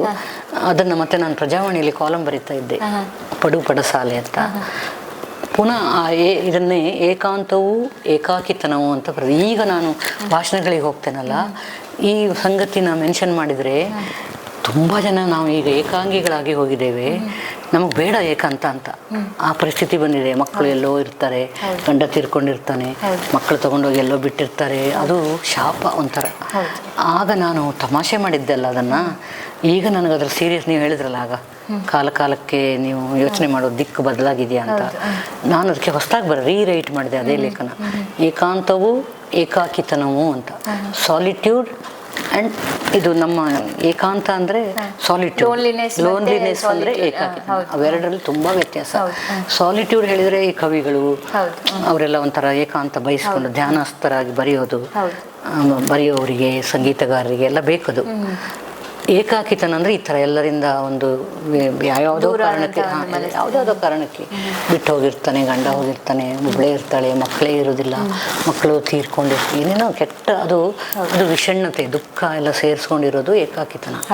ಏಕಾಂತ ಅಂದರೆ ಏನೋ ಒಂದು ಒಳ್ಳೆಯ ಇದಕ್ಕಾಗಿ ಧ್ಯಾನ ಮಾಡೋದು, ಅದು ಬೇರೆ ಇದು ಬೇರೆ. ನಿಮ್ಮ ಏಕಾಕಿತನವನ್ನು ಏಕಾಂತವನ್ನಾಗಿಸಿಕೊಳ್ಳಿ. ಅಲ್ಲಿ ಹೇಗೆ ನಾನು ಏಕಾಂತ ಶಿಕ್ಷೆಯನ್ನು ಏಕಾಂತ ಸುಖವಾಗಿಸಿಕೊಳ್ಳಿ ಅಂತ ಬರೆದಿದ್ದು, ಈಗ ಇಲ್ಲಿ ಏಕಾಕಿತನವನ್ನು ಏಕಾಂತವನ್ನಾಗಿಸಿಕೊಳ್ಳಿ, ಸಾಲಿಟ್ಯೂಡ್ ಆಗಿ ಮಾಡಿಕೊಳ್ಳಿ, ಲೋನ್ಲಿನೆಸ್ಸನ್ನು ಅಂದ್ಕೋಬೇಡಿ ಅಂತ ಪುನಃ ನಾನು ಪ್ರಜಾವಾಣಿಯ ನನ್ನ ಕಾಲಮಲ್ಲಿ ಬರೆದೆ. ಎಷ್ಟೊಂದು ರೆಸ್ಪಾನ್ಸ್ ಮೇಡಮ್, ಎಷ್ಟು ಜನ ಬಳಲ್ತಾ ಇದ್ದಾರೆ ಏಕಾಕಿತನದಿಂದ. ನಾನು ಕೆಲವೆಲ್ಲ ಒಂದಷ್ಟು ಬರೆದಿದ್ದೆ. ಯಾವುದೋ ಒಂದು ಭಜನಾ ಮಂಡಳಿ ಆದರೂ ಸೇರ್ಕೊಳ್ಳಿ, ಜನ ಸೇರುವಲ್ಲಿ ಹೋಗಿ ಸೇರ್ಕೊಳ್ಳಿ. ರೋಟ್ರಿ ಕ್ಲಬ್ಬಿಗೆ ಸೇರುವ ಇವರಾದರೆ ಅಲ್ಲಿ ಸೇರ್ಕೊಳ್ಳಿ. ಒಟ್ಟು ಜನರ ಜೊತೆಗಿದ್ದಾಗ ಅದೊಂದು ಬೇರೆ ಥರದ ಇದು ಬರ್ತದೆ, ನಾವು ಮನುಷ್ಯರೊಟ್ಟಿಗಿದ್ದೇವೆ ಅನ್ನುವಂಥದ್ದು. ಇದು ಮಾಡ್ಕೊಳ್ಬೇಡಿ, ಮನಸ್ಸನ್ನು ಒಂಥರ ಕುಗ್ಗಿಸ್ಕೊಳ್ಬೇಡಿ ಅಂತ ತುಂಬ ಯೂಸ್ಫುಲ್ ಆಯಿತು ಆ ಲೇಖನ. ಅದು ಅಂಥದ್ದೆಲ್ಲ ಸುಮಾರಾಗಿದೆ ನನಗೆ, ಆ ಬದಲಾಗುವಂಥದ್ದು ಕಾಲಕ್ಕೆ. ಮತ್ತು ನಾನು ವ್ಯಕ್ತಿಗಳನ್ನ ಟೀಕಿಸಿಲ್ಲ ಯಾವತ್ತು, ನನಗದು ನನ್ನ ಹಾಸ್ಯಕ್ಕೆ ವಿರುದ್ಧ.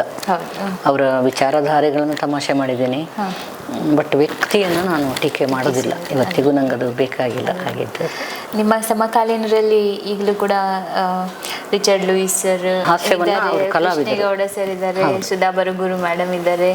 ಹಾಗೆಯೇ ಬೇರೆ ಯಾವ ಲೇಖಕರೊಂದಿಗೆ ನಿಮ್ಮ ಆತ್ಮೀಯ ಸಂಬಂಧ ಇದೆ? ಒಂದು ಸ್ವಲ್ಪ ದಿನ ನನಗೆ ಹಾಸ್ಯ ಭಾಷಣಕ್ಕೆ ತುಂಬ ಹೋಗ್ತೇನೆ ಅಂತ ಹೇಳಿದ್ರೆ ಇವರೆಲ್ಲ ಇವರೊಟ್ಟಿಗೆ ಹೋಗ್ತಾ ಇದ್ದೆ ನಾನು. ಆಮೇಲೆ ಸ್ವಲ್ಪ ದಿನಕ್ಕೆ ನನ್ನೊಳಗೆ ಒಂದು ಇದು ನಡೀತು, ಈ ಚಪ್ಪಾಳೆಗೆ ಇದಕ್ಕೆ ನಾವು ಮನಸ್ಸು ಹೊತ್ತು ಬಿಟ್ಟರೆ ಅದು ಒಂಥರ ಅಟ್ರಾಕ್ಟಿವ್. ಅದು ಹಾಸ್ಯ ಭಾಷಣ ಇಷ್ಟವೋ ಹಾಸ್ಯ ಲೇಖನ ಬರೆಯೋದು ಇಷ್ಟವೋ ಅಂತ ಕೇಳ್ತಾರೆ. ನಮ್ಮ ಪಾಡಿ ನಾವು ಕೂತ್ಕೊಂಡು ಬರೆಯೋದೇ ನಂಗೆ ಇಷ್ಟ ಅಂತ ನಾನು ಹೇಳಿದ್ದೇನೆ ಅದರಲ್ಲಿ ಇಂಟರ್ವ್ಯೂದಲ್ಲಿ ಕೆಲವು. ಅಲ್ಲೇನಾಗ್ತದೆ ಅಂದರೆ ಹಾಸ್ಯ ಭಾಷಣಕ್ಕೆ ಹೋದಾಗ ಇದ್ದಾರೆ ಇವರೆಲ್ಲ ಕಲಾವಿದರು, ಅವ್ರ ಜೊತೆಗೆಲ್ಲ ಹೋಗಿದ್ದೇನೆ ನಾನು. ಆಮೇಲೆ ಸ್ವಲ್ಪ ವರ್ಷಕ್ಕೆ ನಾನು ಅದನ್ನು ಸ್ವಲ್ಪ ನಿಧಾನ ಕಡಿಮೆ ಮಾಡ್ಕೊಂಡು ಬಂದು ನನ್ನ ಬರವಣಿಗೆನೇ ನನಗೆ ಒಳ್ಳೆಯದು ಅಂತ ಅಲ್ಲಿ ಪ್ರೇಕ್ಷಕರನ್ನು ಸಂಭಾಳಿಸ್ಕೋಬೇಕು. ಅವರು ಈಗೀಗ ಪ್ರೇಕ್ಷಕರು ಭಾರಿ ಇದಾಗಿದ್ದಾರೆ, ಆ್ಯಕ್ಟಿವ್. ತುಂಬ ಪ್ರಶ್ನೆ, ನೀವು ದೇವರನ್ನು ನಂಬುತ್ತೀರಾ ಅಂತೆಲ್ಲ ಏನೇನೋ ನಮ್ಮ ಪ್ರಶ್ನೆ ಕೇಳ್ತಾರೆ. ಅವ್ರಿಗೆ ಉತ್ತರ ಕೊಟ್ಟು ಅವ್ರಿಗೆ ಸಮಾಧಾನ, ಇವನಿಗೆ ಸಮಾಧಾನ ಆದರೆ ಅವನಿಗೆ ಆಗೋದಿಲ್ಲ. ಅವರನ್ನು ಸಂಭಾಳಿಸ್ಕೋಬೇಕು. ಈ ಸಂಘಟಕರು ಅವರದ್ದು ಕಾಟವೇ ಕೆಲವು ಸಲ ಅದನ್ನು ಸಂಭಾಳಿಸ್ಕೋಬೇಕು. ಊರಿಗೆ ಹೋಗೋ ಬಸ್ ಲಾಸ್ಟ್ ಬಸ್ ಹೋಗ್ಬಿಡ್ತದೆ, ಇನ್ನು ಮುಗ್ದಿಲ್ಲ ಅಂತ ನಮ್ಮನ್ನು ಸಂಭಾಳಿಸ್ಕೋಬೇಕು. ಸೊ ಅದು ಯಾವುದೂ ಇಲ್ಲ, ನಾವು ಬರೆಯುವಾಗ ಪಾಡಿಗೆ ನಾವು ಒಂದು ಕಡೆ ಕೂತ್ಕೊಳ್ಳೋದು, ಬರೆಯೋದು. ಹೌದು, ಅದೇ ಓದುಗರು ಆ ಥರದ್ದು ಏನಾದ್ರು ಒಳ್ಳೇದು ಆದಾಗ ನಮ್ಗೆ ತಿಳಿಸ್ತಾರಲ್ಲ, ಅದು ಸಮಾಧಾನ. ಚಪ್ಪಾಳೆ ಅಲ್ಲ ಅದು. ಈ ಚಪ್ಪಾಳೆ ಹೇಳಲಿಕ್ಕಾಗೋದಿಲ್ಲ. ಒಂದು ಊರಲ್ಲಿ ಜೋರು ಚಪ್ಪಾಳೆ ಹಾಕೋ ಜನ ಬರ್ತಾರೆ, ಇನ್ನೊಂದು ಊರಲ್ಲಿ ಗಂಭೀರವಾಗಿ ಕೂತ್ಕೊಂಡು ಕೇಳೋರು ಇರ್ತಾರೆ. ಅದಕ್ಕೆ ಅದು ಬೇಡ ಅಂತ ನಾನು ಹೋಗ್ತೇನೆ ಭಾಷಣಗಳಿಗೆ. ನಂದು ಹಾಸ್ಯ ಭಾಷಣಗಳಿಗೆ ನನ್ನನ್ನು ಕರೆಯೋದು. ಹಾಗೆ ತುಂಬ ಕಡೆ ಹೋಗಿದ್ದೇನೆ. ಬಟ್ ಲೇಖನ ನನ್ನದು, ನನ್ನ ಆಯ್ಕೆ ಯಾವುದು ಅಂತ ಕೇಳಿದರೆ ಪರಿಚಯ ಮಾಡಿದ್ದು ಲೇಖನವೇನಂದು, ಜನ ಇಷ್ಟಪಟ್ಟಿದ್ದು ಭಾಷಣ. ನಾನು ತುಳು ಭಾಷೆಯನ್ನು ತುಂಬ ತಮಾಷೆ ಮಾಡ್ತೇನೆ. ತುಳು ಭಾಷೆಯಿಂದ ನಾನು ಏನೇನು ಕಲಿತೆ ಅನ್ನೋದನ್ನು ಸುಮ್ಮನೆ ಈಗ ನೆನಪಾದಾಗ ಹೇಳಿಬಿಡ್ತೇನೆ. ಇಲ್ಲಿ ಮೂಡುಬಿದ್ರೆಯಲ್ಲಿ ಆಳ್ವಾಸ್ ನುಡಿ ಸೇರಿ ಆಗ್ತದಲ್ಲ, ಅಲ್ಲಿ ನನಗೆ ಕರೀತಾರೆ. ಈಗ ಈ ಕೋವಿಡ್ ಆದಮೇಲೆ ಇದಾಯ್ತಲ್ಲ, ಅದು ನಿಂತು ಒಂದು 15 ನಿಮಿಷ ಮಾತಾಡೋದು, ಮಾತಿನ ಮಂಟಪ ಅಂತ. ಅದಕ್ಕೆ ಸಬ್ಜೆಕ್ಟ್ ಅಂತ ಇರೋದಿಲ್ಲ. ಹಾಗೆ ನಾನು ಇದೇ ಹೇಳಿದ್ನಲ್ಲ, ಹಾಸ್ಯಕ್ಕೆ ತುಳುವಿನ ನೆಲೆಗಟ್ಟು. ತುಳುವರು ವಿನಾಕಾರಣ ಯಾರನ್ನೂ ತಮಾಷೆ ಮಾಡೋದಿಲ್ಲ. Who is fit to be, ಅವನನ್ನು ಟೀಸ್ ಮಾಡಲಿಕ್ಕೋ ತಮಾಷೆ ಮಾಡಲಿಕ್ಕೋ ಯಾರು ಫಿಟ್ ಅನ್ನೋದನ್ನು ತಿಳಿಸ್ಕೊಡ್ತದೆ ನಮಗೆ ಅಂತ. ಈಗ ಕನ್ನಡದಲ್ಲಿ ಇಂಗ್ಲೀಷಲ್ಲಿ ಮ್ಯಾಡ್ ಅಂತ ಒಂದು ಇದಿದೆ, ನಾವು ಕನ್ನಡದಲ್ಲಿ ಮಳ್ಳ ಅಂತ ಹೇಳ್ತೇವೆ, ನೀವು ಮರಳು ಅಂತ ಹೇಳ್ತೀರ. ಮರಳು AM PM ಕಾಲೇಜ್ ಮಕ್ಕಳು ಮಾಡ್ಕೊಂಡಿದ್ದಾರೆ ಒಂದೇ. ಅದರಲ್ಲಿ ಇಂಗ್ಲೀಷಿಗೆ ಹೋದಾಗ mad, severely mad, lightly mad ಹೀಗೆಲ್ಲ ಇಲ್ಲ. Mad is mad. ನಾನು ಮ್ಯಾಡ್ಗಳನ್ನ ತಮಾಷೆ ಮಾಡೋದಿಲ್ಲ ಹೇಳಿದ್ದೇನೆ.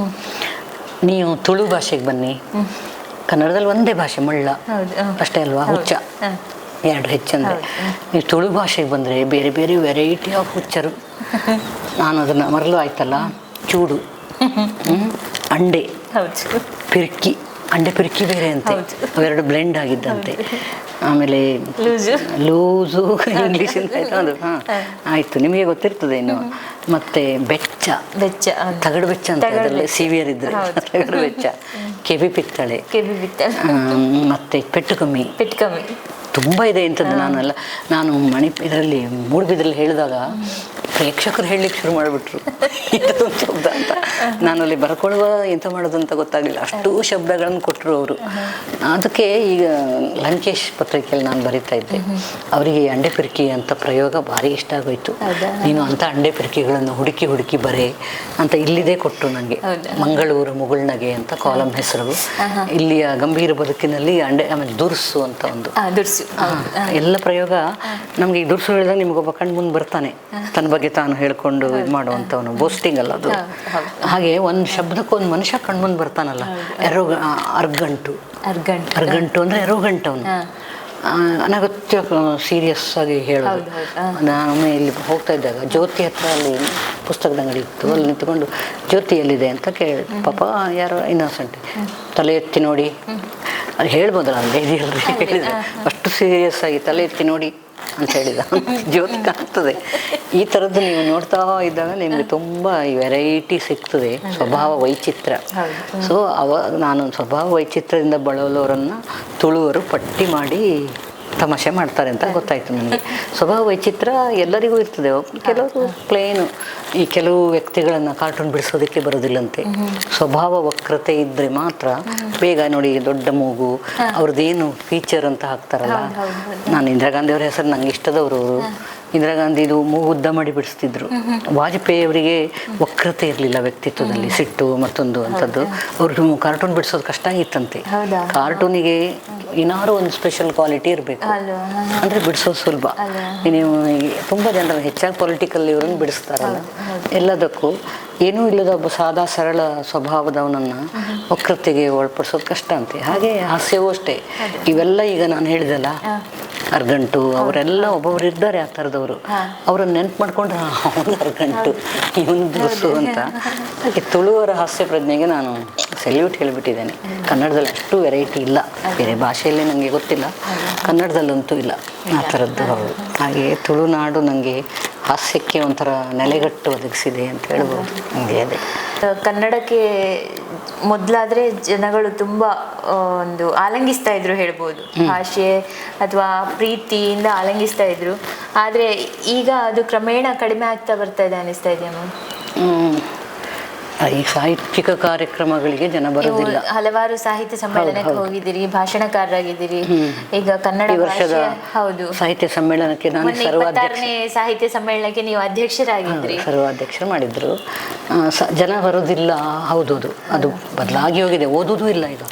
ಎರಡು ದೊಡ್ಡ ಬದಲಾವಣೆಗಳು. ಟಿವಿ ಬಂದು ಒಂದು ಅರ್ಥದಲ್ಲಿ ಕಸಗೊಂಡಿತು, ಇದು ಬಂದು ಜನರೇ ಬೇಡ, ಲೋಕವೇ ಬೇಡ, ಅದು ನಮ್ಮದೇ ಲೋಕ, ನಾನು ಯಾಕಾದರೂ ಅವ್ರು ಹಂಗೆ ಹೇಳಿದರು ಅಂತ. ಈಗ ಅದರಲ್ಲೇ ಲೋಕ.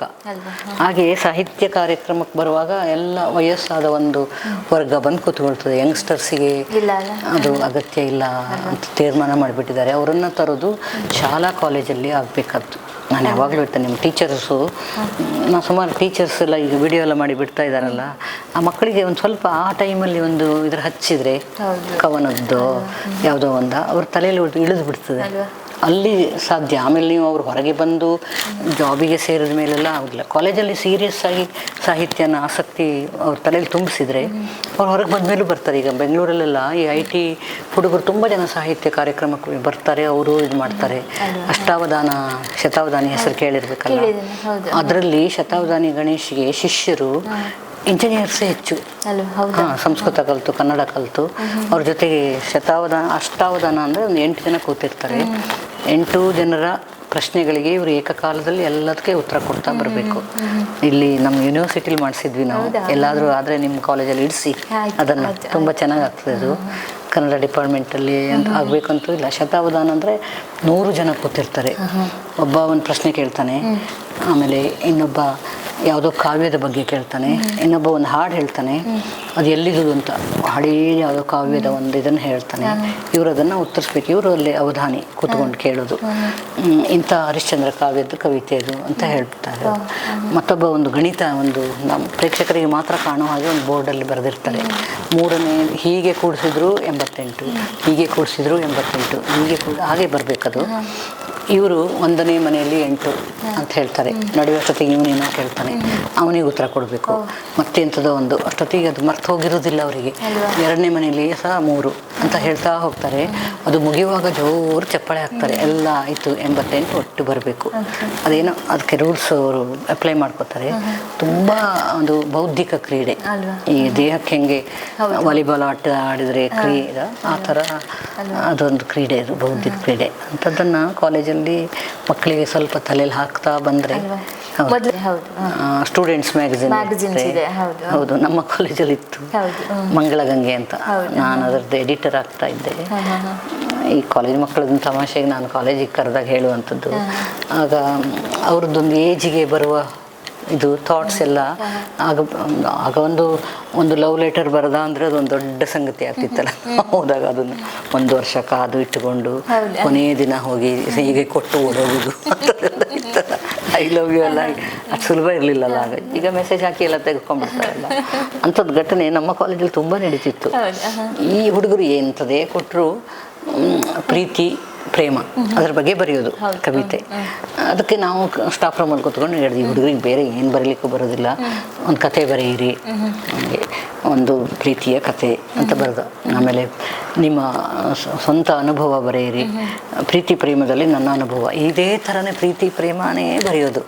ಅದಕ್ಕೆ ನಾನು ಒಂದು ಸಲ ಎಡಿಟರ್ ಆದಾಗ ನಾನು ಈ ಸಲ ಬೇರೆ ಬರೆಸ್ತೀನಿ ನೋಡಿ ಮಕ್ಕಳಿಗೆ, ಅವರು ಪ್ರೀತಿ ಪ್ರೇಮ ಬಿಟ್ಟು ಬೇರೆ ಬರೀಬೇಕು ಆ ಥರ. ಅದಕ್ಕೆ ನಾನು ಬೋರ್ಡ್ ಹಾಕಿದೆ, ಇದರಲ್ಲಿ ಹಾಕಿಸಿದೆ, ಪ್ರತಿ ವಿದ್ಯಾರ್ಥಿಯು ಒಂದು ದುರಂತ ಕಾವ್ಯ ರಚಿಸಿ ತರತಕ್ಕದ್ದು ಅಂತ.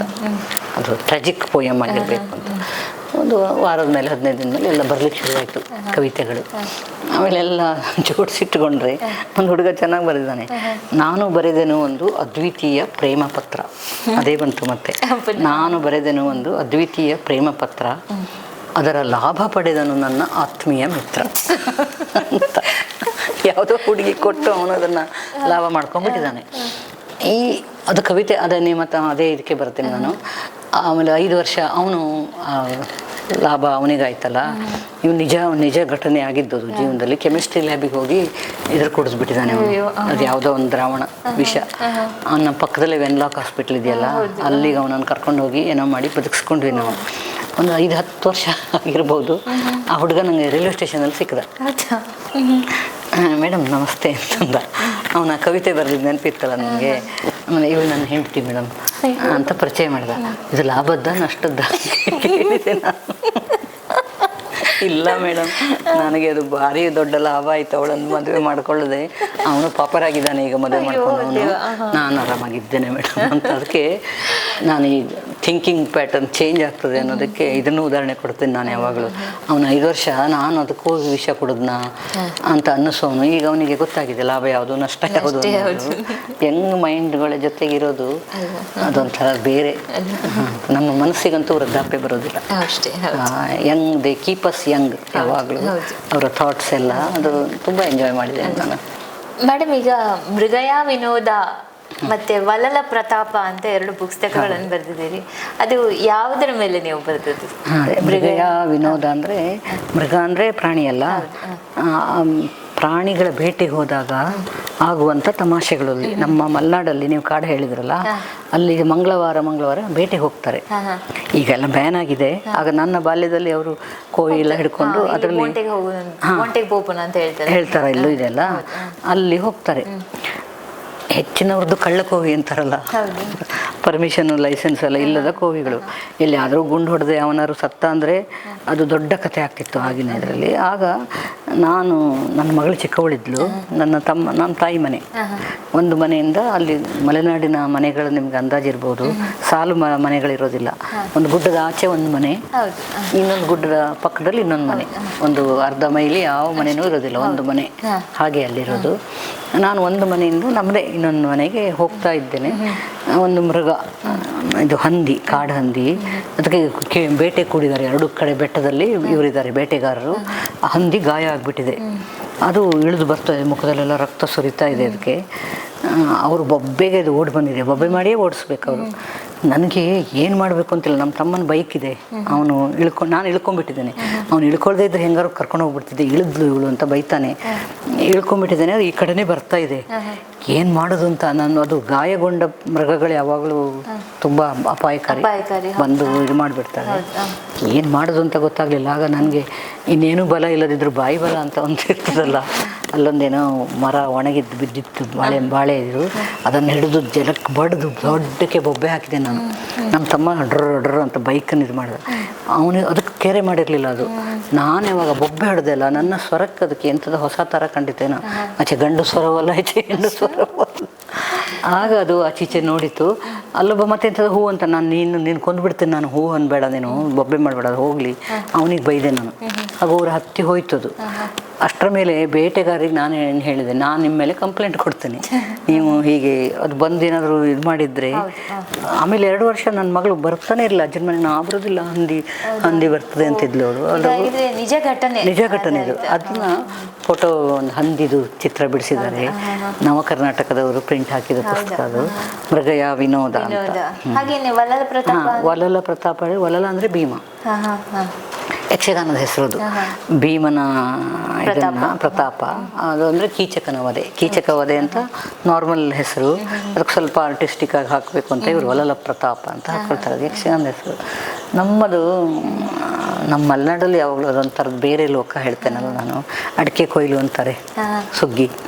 ಅಡಿಕೆ ಕೊಯ್ಲು ಮುಗಿದ ಮೇಲೆ ಒಂದು ಯಕ್ಷಗಾನ ಆಟ ಆಗಬೇಕು, ಇಲ್ಲಾಂದರೆ ಪಕ್ಕದವ್ರ ಜೊತೆಗೆ ಒಂದು ಹೊಡೆದಾಟ ಆಗಬೇಕು. ಏನಾದರೂ ಒಂದು ಕೇರದು ಕೋಳಿಗೆ ಜಗಳ ಅಂತಾರಲ್ಲ, ಹಾಗೆ ಏನಾದರೂ ನೀನು ಅದನ್ನು ಯಾಕೆ ನೋಡಿದಿ ಎಂಥದ್ದು ಅಂತ ಕೊನೆಗೇನೋ ನೀವು ಮಸಿಯೋದು ಅಂತಿರಲ್ಲ, ಇಲ್ಲಿ ದುರು ನೋಡಿದ ಅಂದರೆ ಸಾಕು, ಅದೇ ಸಾಕು ಜಗಳಕ್ಕೆ. ಬೆಳಿಗ್ಗೆ ನಾನು ನೋಡಿ ಮಸೀತಾ ಇದ್ದಾನೆ ಅಂತ ಸುಮ್ಮನೆ ಜಗಳಕ್ಕೆ, ಅದು ಹೊಡೆದಾಟ. ಹಾಗೆ ಹೊಡೆದಾಟ ಆದಾಗ ಅದೊಂದು ನಮ್ಮಲ್ಲಿ ಹೆಗಡೆ ಅಂದರೆ ನಮ್ಮ ಸರ್ನೇಮು, ಇಲ್ಲೆಲ್ಲ ಶೆಟ್ಟಿ ಪೈ ಎಲ್ಲ ಇದ್ದಾಗೆ ಅಲ್ಲಿ ಹೆಚ್ಚಿನವರು ಹೆಗ್ಡೆ ಅಂತ ಇದ್ದಾರೆ. ಅದು ಪಕ್ಕದಲ್ಲಿ ನಮ್ಮೂರಲ್ಲಿ ಇನ್ನೊಂದು ಥರ ತಮಾಷೆ ಇದೆ. ಈ ನೇಮಿಂಗ್ ಪ್ಯಾಟರ್ನ್ ಇದೆಯಲ್ಲ, ಸಾಮಾನ್ಯ ಈಗ ಗಣೇಶ ಅಂತ ಮಗ, ಅವನ ಅಪ್ಪನ ಹೆಸರು ರಾಮಚಂದ್ರ, ಗಣೇಶ ರಾಮಚಂದ್ರ ಹೆಗಡೆ. ಆ ಗಣೇಶನಿಗೆ ಇನ್ನೊಂದು ಮಗು ಹುಟ್ಟಿದರೆ ರಾಮಚಂದ್ರ ಅಂತ ಇರ್ತಾರೆ. ಅದು ಮತ್ತೆ ರಾಮಚಂದ್ರ ಗಣೇಶ ಹೆಗಡೆ, ಗಣೇಶ ರಾಮಚಂದ್ರ ಹೆಗಡೆ, ಹೀಗೆ ಒಂದು 3 ದೇವರನ್ನ ಅವರು ಇಟ್ಕೊಂಡ್ಬಿಟ್ಟಿದ್ದಾರೆ. ಗೋಕರ್ಣದಲ್ಲಿ ಮಹಾಬಲೇಶ್ವರ, ಅಲ್ಲಿ ಇಡಗುಂಜಿಲಿ ಗಣಪತಿ, ಇಲ್ಲಿ ಉಡುಪಿದು ಕೃಷ್ಣ, ಹೀಗೆ ಒಂದು 3-4 ದೇವರು ಅದೇ ಹೆಸರೇ ಇರೋದು ನಮ್ಮಲ್ಲಿ. ಸುಬ್ರಾಯ ಕುಕ್ಕೆಗೆ ಹೋಗ್ತಾರೆ, ಸುಬ್ರಾಯ ಗಣಪತಿ ಜಾಸ್ತಿ ಇಡಗುಂಜಿದು, ದೇವಿ ಹೆಸರುಗಳು ಮಹಾದೇವಿ ಅಂತೆಲ್ಲ ಇದ್ದಾವೆ, ಅದೇ ಪ್ಯಾಟರ್ನ್ ಇಡೋದು. ಅವನ ಮಗ ಕೃಷ್ಣ ಹೆಗಡೆ, ಕೃಷ್ಣ ಹೆಗಡೆದು ಮಗ ಮತ್ತು ಗಣಪತಿ ಹೆಗಡೆ, ಹಿಂಗೆ ಅದೇ ಮೊಮ್ಮಗನಿಗೆ ಅಜ್ಜನ ಹೆಸರು ಇಡಬೇಕು ಅಂತ ಒಂದು ಇದಿದೆ, ರೂಲ್ಸ್ ಥರ ಮಾಡ್ಕೊಂಡಿದ್ದಾರೆ. ಅದು ಒಂದ್ಸಲ ಎಂತಾಯಿತು, ಅಡಿಕೆ ಕೊಯ್ಲು ಮುಗಿದ ಮೇಲೆ ಈ ಥರ ಹೊಡೆದಾಟ ಶುರುವಾಯಿತು.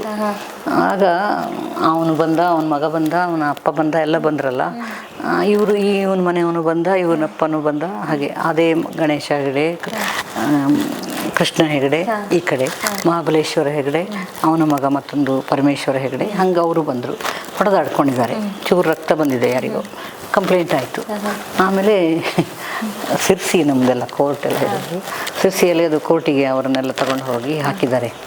ಒಳಗೆ ಹಾಕೋದು ಅಂತಾರಲ್ಲ, ಪೊಲೀಸರು ಭಾಷಣ ಕರೆದ ನಾನು ಹೇಳಿದೆ, ಒಳಗೆ ಹಾಕ್ತಾರೆ, ಒಳಗೆ ಹಾಕ್ತೀರಿ ಯಾಕೆ ನೀವು ಅಂತ ಕೇಳಿದ್ದೆ. ಆಗ ಈ ಲಾಯರ್, ಅವನು ಜಡ್ಜು ತಮಿಳ್ನಾಡಿನವನಂತೆ, ಅವನಿಗೆ ಇಲ್ಲಿದ್ದೆಲ್ಲ ಲೈಫ್ ಸ್ಟೈಲ್ ಎಲ್ಲ ಗೊತ್ತಿಲ್ಲ. ಯುವರ್ ಆನರ್, ನನ್ನ ಕಕ್ಷಿದಾರರಾದ KP ಹೆಗಡೆ, ಅವರು ಕೃಷ್ಣ ಪರಮೇಶ್ವರ ಹೆಗಡೆ ಇದ್ದರೆ KP ಹೆಗಡೆ ಅಂತ ಹೇಳೋದು. KP ಹೆಗಡೆಯು ಅವನ ಮಗನಾದ PK ಹೆಗಡೆಯು ಈ ಕಡೆ ಹೊಡ್ಕೊಳ್ತಾ ಇದ್ದಾಗ, ಆ ಕಡೆ ಮನೆಯ MS ಹೆಗಡೆ ಮತ್ತು SM ಹೆಗಡೆ ಅವ್ರ ಮಗ, ಅವರು ಬಂದರು, ಅವರ ಹೆಂಡತಿಯರು ಬಂದರು. MS ಹೆಗಡೆಯು KP ಹೆಗಡೆಗೆ ಹೊಡೆದಾಗ, KP ಹೆಗಡೆಯ ಮಗ PK ಹೆಗಡೆಯು ಅವನಿಗೆ ಹೊಡೆದ ಅಂತ ಹೀಗೊಂದು 100 ಹೆಗಡೆಗಳನ್ನು ಹೇಳುವಾಗ ಇವರಿಗೆ ತಲೆ ಕೆಟ್ಟು, stop it, put all the Hegdes inside ಅಂತ ಜಡ್ಜಿಗೆ ಸಿಟ್ಟು ಬಂದು. ಆಮೇಲೆ ಆ ಲಾಯರು ಅವನ ಹೆಸರು ಎಂಥದ್ದು ಅಂತ ಕೇಳಿದರೆ, ಅವನ ಹೆಸರು SG Hegde, put this also for half an hour ಅಂತ. ಅದು ಹೆಗಡೆ ಜೋಕ್ ಅಂತಲೇ ನಾನು ನಮ್ಮೂರಲ್ಲೆಲ್ಲ ಹೇಳ್ತೇನೆ. ಅದು ಹೊಡೆದಾಟ ಆಗದೆ ಇದ್ದರೆ ಬಯಲಾಟ ಮಾಡ್ತಾರೆ. ಗದ್ದೆಯಲ್ಲಿ ಒಂದು ಇದ್ರ ಕಟ್ಟಿಕೊಂಡು ಅಲ್ಲಿ ಅವರೇ ಮೇಳ ಅದೆಲ್ಲ ವ್ಯವಸ್ಥೆ ಎಲ್ಲ ಅದೇ. ಅದನ್ನೊಂದು ಅದ್ಭುತವಾಗಿ ಇಂಗ್ಲೀಷೆಲ್ಲ ಬಂದುಬಿಡ್ತದೆ ಅಲ್ಲಿ. ಆ್ಯಕ್ಚುಲಿ ಇದರಲ್ಲಿ ಯಕ್ಷಗಾನದಲ್ಲಿ ಇಂಗ್ಲೀಷ್ ಎಲ್ಲ ಇಲ್ಲ. ನಮ್ಮಲ್ಲಿ ಒಬ್ಬ ಲೈನ್ ಮ್ಯಾನ್ ಇದ್ದಾನೆ. ನಮ್ಮೂರು ಹೇಗೆ ಅಂದರೆ, ಈ ಎಕ್ಸಿಕ್ಯೂಟಿವ್ ಇಂಜಿನಿಯರ್ ಬಂದ ಅಂತ ಇಟ್ಕೊಳ್ಳಿ, ಕೇರೆ ಮಾಡೋದಿಲ್ಲ ನಮ್ಮೂರವರು. ಅದೇ ವಾಚ್ ಇವನಿದ್ದಾನೆ ಲೈನ್ ಮ್ಯಾನ್, ಅವನು ಕಂಡ್ರೆ ಅಷ್ಟು ಇಷ್ಟ ನಮ್ಮ. ಯಾಕಂದರೆ ಅವನು ನಮ್ಮ ಊರಲ್ಲಿ 3 ಇದಿದೆ, ಕಟ್ಔಟ್ ಹೇಳ್ತಾರಲ್ಲ, ಟ್ರಾನ್ಸ್ಫಾರ್ಮರ್. ಅವನು 3, ಒಂದು ಸಿಂಡಿಕೇಟ್ ಬ್ಯಾಂಕು, ಅದು ಈಗ ಇದು ಬೇರೆ ಆಯ್ತಲ್ಲ, ಒಂದು ಪಂಚಾಯತ್, ಒಂದು ಹೆಗಡೆಯವ್ರ ಮನೆ. ಇವತ್ತು ಇನ್ಸ್ಪೆಕ್ಷನ್ ಇದೆಯಂತೆ, ಪಂಚಾಯತಲ್ಲಿ ತೆಗೆದ, ಪಂಚಾಯತಿಗೆ ಹಾಕಿದ, ಕರೆಂಟಲ್ಲಿ ಕೊಟ್ಟ. ಆಮೇಲೆ ಅಲ್ಲಿಂದ ಮರುದಿನ ಇಲ್ಲಿ ಹೆಗಡೆಯವ್ರ ಮನೆಯಲ್ಲಿ ನಾವು ಉಪನಯನ ಇದೆಯಂತ ಕಿತ್ತ ಇಲ್ಲಿಗೆ ಹಾಕಿ, ಹೀಗೆ ರೇಷನಿಂಗ್ ಥರ ಹಂಚ್ತ. ಅವನು ಅಂದ್ಬಿಟ್ರೆ ನಮ್ಮೂರ ಗೃಹಿಣಿಯರಿಗೆ ಅಚ್ಚುಮೆಚ್ಚಿನ ಮನುಷ್ಯ ಅವನು. ಅವನು ಮತ್ತು ಇನ್ನೊಬ್ಬ ಈ ಜೇನ್ ಮಾಸ್ಟ್ರು ಅಂತ, ಜೇನ್ ಎಲ್ಲ ಇಡ್ತಾರಲ್ಲ, ಅವನು ನಮ್ಮೂರಲ್ಲೇ ಓಡಾಡ್ಕೊಂಡಿರ್ತಾನೆ. ಜೇನ್ ಪೆಟ್ಟಿಗೆ ಇಡ್ಸೋದು ಹೇಗೆ ಅದಕ್ಕೆಲ್ಲ. ಅವರಿಬ್ಬರು ಅಂದರೆ ನಮ್ಮ ಊರಿನ ಇವರಿಗೆಲ್ಲ ತುಂಬ ಇಷ್ಟದವನು ಅವರು. ಈ ಯಕ್ಷಗಾನ ಮಾಡಿದ್ರು, ಒಂದು ಒಲಲ ಪ್ರತಾಪ ಅಂತ ಹೆಸರು ಅದು. ಅದಕ್ಕೆ ನಮ್ಮ ಊರಿನ ಪಕ್ಕದ್ದು ಸಾಗರ, ಸಾಗರದಲ್ಲಿಂದ ಕೀಚಕ ಬರ್ತಾನೆ, ಕೀಚಕದ ಪಾತ್ರ ಮಾಡೋನು, ಸಾಗರದಿಂದ ಬರೋನು. ಭೀಮ ನಮ್ಮೂರವನು. ಅದು ಸೀಟಿ ಹಾಕೋದು, ಚಪ್ಪಾಳೆ ಹಾಕೋದೆಲ್ಲ ಇರ್ತದಲ್ಲ, ಕೆಲವು ಪ್ರವೇಶಕ್ಕೆ ಇರ್ತದೆ. ಇವರು ಮಾತಾಡ್ಕೊಂಡಿದ್ರು, ಆ ಸಾಗರದವನು ಗಂಪಣ್ಣ ಅಂತ. ಕೀಚಕ ಬಂದಾಗ ಏನಾದ್ರು ಒಬ್ಬರು ಸೀಟಿ ಚಪ್ಪಾಳೆ ಹಾಕಿದರೆ ನಾಳೆ ಅವರನ್ನು ಕಾಲು ಮುರಿತೇವೆ, ಅವ್ರಿಗೆ ಏನೂ ಇದು ಕೊಡಬಾರ್ದು, ಪ್ರೋತ್ಸಾಹ ಕೊಡಬಾರ್ದು. ನಮ್ಮ ಭೀಮ ನಮ್ಮೂರವನು, ಅವನು ಬರುವಾಗ ಚಪ್ಪಾಳೆ ಹಾಕಬೇಕು, ಇಂಥದ್ದೆಲ್ಲ ಸಣ್ಣ ಪುಟ್ಟ ರಾಜಕೀಯ ಅದೆಲ್ಲ ಮಾಡಿಕೊಂಡು ಬಂದ. ಅದು ಕೀಚಕನ ಇದೆಲ್ಲ ಚಂದ ವೇಷ ಎಲ್ಲ ಕಟ್ಟಿಕೊಂಡು. ನಮ್ಮದು ಬಡಗುತಿಟ್ಟು ಅಂತ ಯಕ್ಷಗಾನದಲ್ಲಿ, ಇಲ್ಲಿ ತೆಂಕುತಿಟ್ಟು ಅಂತ, ಬಡಗುತಿಟ್ಟು ವೇಷ ಚಂದ, ಕುಣಿತವೂ ಚಂದ ನಮ್ಮದು. ಅವನು ಬಂದ, ಒಂದು ದಿನ ಸೊಬಗಿನಲ್ಲಿ ಕೀಚಕ ಅಂತ ಬಂದರೆ, ಒಂದು ಚಪ್ಪಳೆ ಇಲ್ಲ, ಒಂದು ಎಂಥದ್ದು ಇಲ್ಲ, ಸಪ್ಪೆ ನೀರಸ ಪ್ರತಿಕ್ರಿಯೆ. ಹಾಗೆ ಅವನು ಬಂದವನು, ಇವರಿದ್ದಾರಲ್ಲ ನಮ್ಮ ಲೈನ್ ಮ್ಯಾನು ಮತ್ತು ಜೇನ್ ಮಾಸ್ಟ್ರು, ಅವರು ಸುದೇಶ್ನೆ, ನೀವು ಇವರು ಕೇಳಿರ್ಬೋದು, ಪಾಂಡವರ ಹೆಂಡತಿ ಅವಳು ಸೈರಂಧ್ರಿ ಅಂತ. ದ್ರೌಪದಿ ಸೈರಂಧ್ರಿ ಹೆಸರಲ್ಲಿ ಅಲ್ಲಿ ಇರ್ತಾಳೆ. ಸುದೇಶ್ನೇ ರಾಣಿ. ಆ ರಾಣಿಯಾರ ಮನೇಲಿ ಇವಳು ಇರ್ತಾಳೆ. ಚಂದ ಇದ್ದಾಳೆ ದ್ರೌಪದಿ ಅಂತ. ಇವನು ಕೀಚಕ ಅಕ್ಕನ ಮನೆಗೆ ಬರ್ತಾನೆ. ಸೈರಂಧ್ರಿ ಕಣ್ಣಿಗೆ ಬೀಳ್ತಾಳೆ. ಆಗ ಅದನ್ನು ಮಾಡಿದವನು ಈ ನಮ್ಮ ಲೈನ್ ಮ್ಯಾನ್ ವಾಸು.